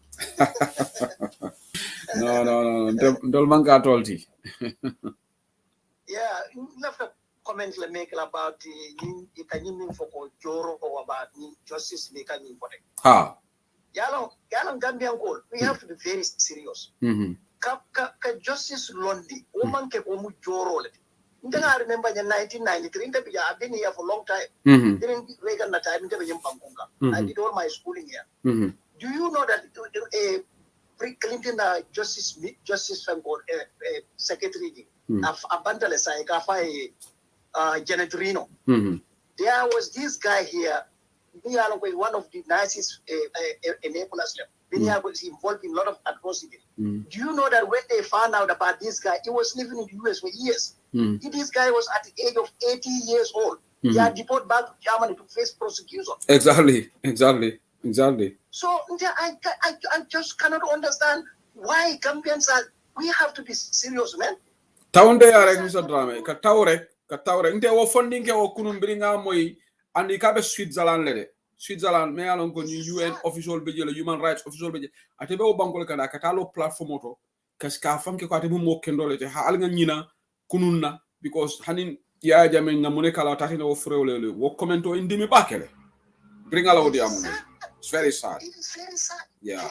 Gambians died in numbers in the whole father. Yeah. I remember that. You remember when this guy was there? What's the name? Obama. Mm-hmm. You know, he invited all the African leaders to come here. Mm-hmm. Do you know we had that big demonstration on Tile Fadu Kamarabuti? It was right there. Yeah. Anina Doga was witnessing that right in front of White House. Mm-hmm.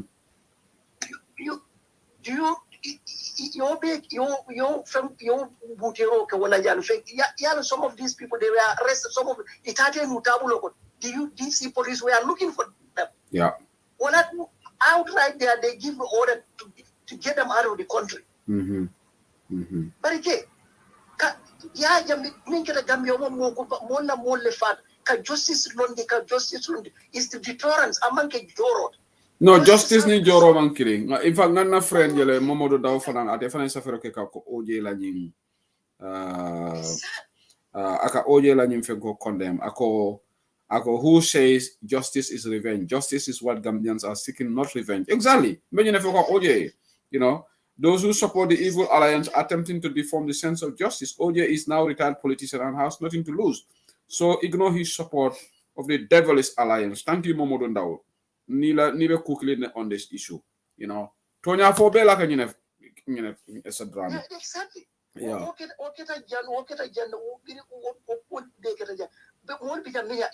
George Floyd. You mentioned George Floyd. I'm glad that you mentioned that. Mm-hmm. George Floyd case was Americans were sitting down waiting for justice. Exactly. And yalong Africa yalong, I bet this gentleman, Mendi am the program of that. If I'm content to Derek Chauvin sentence, yeah, understand it. Ndole Belinga celebrate that day. Everybody was happy, and I'm bet he celebrated it. And Ghanaian, look, 44 Ghanaian Ghanaian government is still looking for justice, but it bankudin ndolom fan jawolti. Gambiano dol mu fan jawolti. Itela mofa ikalo ekafo ko alga nyina kununa because nyunu fatale dro. It's crazy. One-on-one. Yeah. We have to be serious. Yeah. Gambia need lafta nga bonna banko e fali. Na behavior, na attitude. You can support whoever you want to support. Yeah. But when it comes to justice and equality in within the law, when you enter sabatilan. Yeah. Yeah. But woman sabati monika alikati albuka sunna kuma tonya funa because you have the right to support whoever you want to support. Yeah. But exactly. Anywhere in the world, you got to exactly. This recently, mayor in New York, governor of New York, what happened? They come in for information morality. Exactly. This guy is one of the best governors in the whole America. He did great when this COVID started. Yeah. What happened? He was accused by a woman. Exactly. Governor of New York. Yeah. This guy was one of the best. He was in Obama's Secretary of Housing. Yeah. Secretary of Health. No, but yalo wala na lamin es demba molka la credentials question. Tema la current law school jumala in UK, and I'll be interested. Lamin demba menka lo akafo ko man sakunda ba tabuka tamu morality la is just law. How can a lawyer? Allahu Akbar. Self-esteem. One time you guys were on a Binto program. This guy is angry. Yeah. People have the right to question you. Couldn't come further because I question your credentials in law because you look at the like law okay, if anybody questions my credentials in economics and finance, okay? Because I know I have my qualification, I have got my certificate, and I went to the university to get it, my cook-up. So, but in Nite molecular credentials question, why do you get angry? Why come far? Because Nite alonko ya select from a recognizable university. But in Niaje molecular credentials question, being in the economic policy for Jamaica alonko, it doesn't make sense. Didn't matter what I've been put on the spot. You understand? About the current institution you might, but it take a loyalty. Morality man count in governance. Who says that? He doesn't know what he's talking about. Yeah, that is a lot of crap. The guy is full of crap and ignorance because he's all ignorant. Yeah, when just recently, former mayor of New York, Giuliani, because of trying to contest the election that has been hard fought here, Biden win. This guy was representing Donald Trump. Do you know that his license got suspended in DC and Washington and New York State? His law license gets suspended. Can you imagine? People, we have Gambians, we have to change. This internet banko sama. Yalo isa mo ko nyawo jabar as anenda levels of demarcation nyata taraji. Ye mo ko ay kanya. Gambia bumbele ta, the people have to be serious. Nkaka nyo confide tambi. Ani songo se moja abeto nyaka ya ko because it's so and it's Mr. S.O. I don't like this, even though he's telling the truth. Even lafika wo sap so nya sabab. Banko bukata no tonya ko mafonga Gambia no nisa tonya kan ngana kayo so. Ngana banko ina tanya. Nimo okay. I swear to God, I'm afraid. I don't know where the future holds for us. Yeah. The points are really solid. Thank you so much. Thank you. I appreciate it. You're doing a good job. Keep up the good job. Abaraka. Thank you so much. Thank you so much. Thank you. Okay, Abaraka, Mr. Drane. Alabaraka, mina program kumfala jana saying so because I started Minister 10. Alinga Tonya Sabatna Bangkok.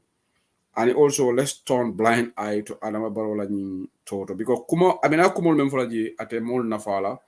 I will take this last caller from France. Caller member France. Caller member France. Enembara Jumalum. Mr. Jaite Enembara. Alhamdulillah. Yo, diabote jam fara bake lasa diamula oje jalo la koma kon la din kamaro be diabota Switzerland kunu. Ha. Yo bari kamaro be diabota Switzerland kunu o fonga ko man jare fo nga diaboto. Yo bari oje jalo a de starta Gambia la man sakunda ko le jawara wato. Ha. Kabrin ko wale sono e bankota oje starta man sakunda ko le. Mo do legend ni diamo fala bari nta mamira ko mo bimbo ko koji ko sinyon diamo sifafo alhawa ko do nyabe ya ko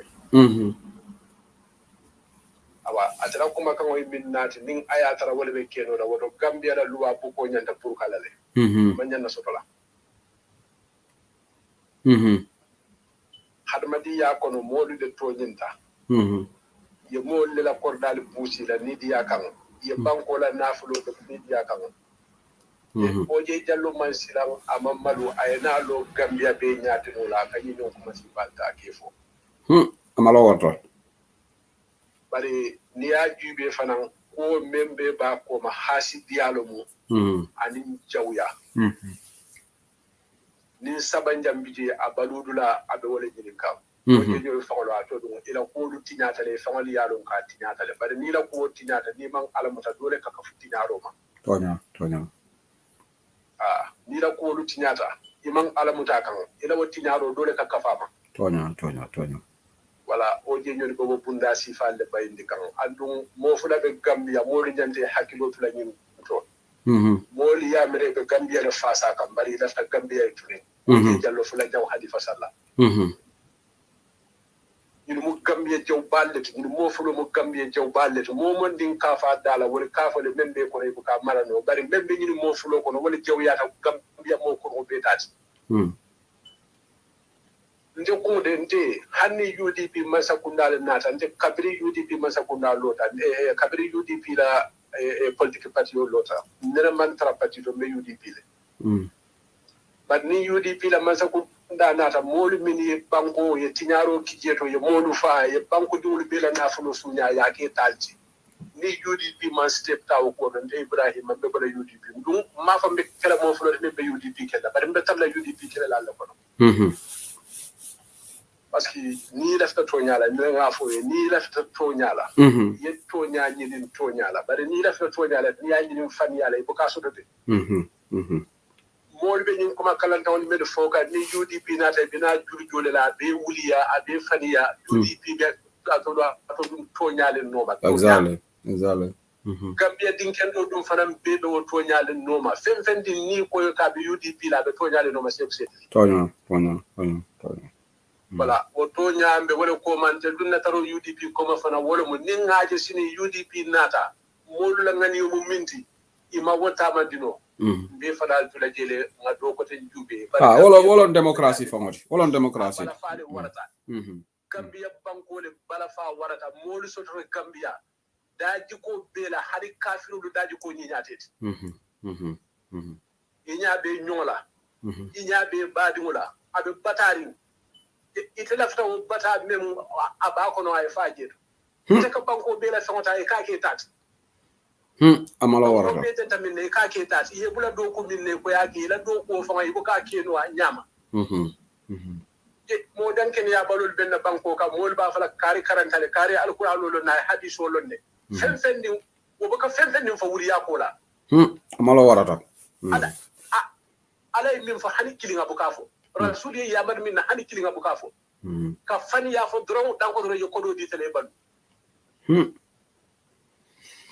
abaraka bake thank you Mr. Jaita ila di amo thank you so much thank you abarka thank you okay abaraka bake Mr. Jaita lan last call to abaraka ntolo UDP bantaba call us all right to the opinion and we don't make a disclaimer more opinion for the left and for the yafo don't take that on us. You understand? You may call our opinion it's a democratic process, our opinion level about OJ and Khalifa. But don't say that Bantabala position all over. I just want to make that clear. You know, he's a Gambian, he has a right to his opinion, and I follow my morning, I'll position for it.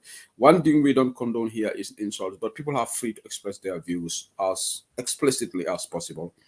Mosina no janna ya fukulo ada beteno or Amadou Diallo beteno. So I'll have to disclaimer for them. Thank you so much before because people can try to twist things. But I remember for young on large, like by and large, Gambian all na kodal de doy war.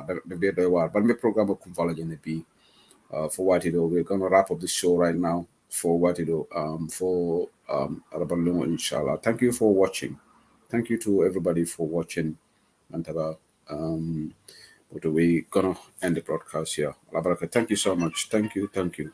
Alabama Bera Wati Dola Yamoy. Thank you to everybody. Bangamane la ko dole ba nyinin ka kanjam. Banka la ko da jahalo warsalde. Bangamane fo bring Adama Barrow ka police instruct la. Prikana kono iko banka yo opposition of support le. Konte waro tale. Anu kuru mana ba fokan ko Barrow will win landslide. Banka de malon fo brown envelope for dia kana na malon. Ala ko jahalo warda. Ngol la Bangamane. Ala baraka jang fo ala balong. Weekend on big guest kumban so tolale. Baramani manke UDP koti. Ngaje Fatu Dabo ko Sonko Dumo bota Gambia ko beta Gambia forum bota woto. Amari manke UDP koti, but I have an interesting guest over the weekend coming here. Ngalo NPP koti la flana mari nata jang. But we will definitely carry on. Ala baraka jang ala masuto ko rosiala. Justice tekelano reconciliation tekelano ni justice manke. Yeah. Okay. Allah baraka. Thank you for being here. Allah baraka. Thank you, Binta Baranyini. Thank you. Thank you, Conte Karamo.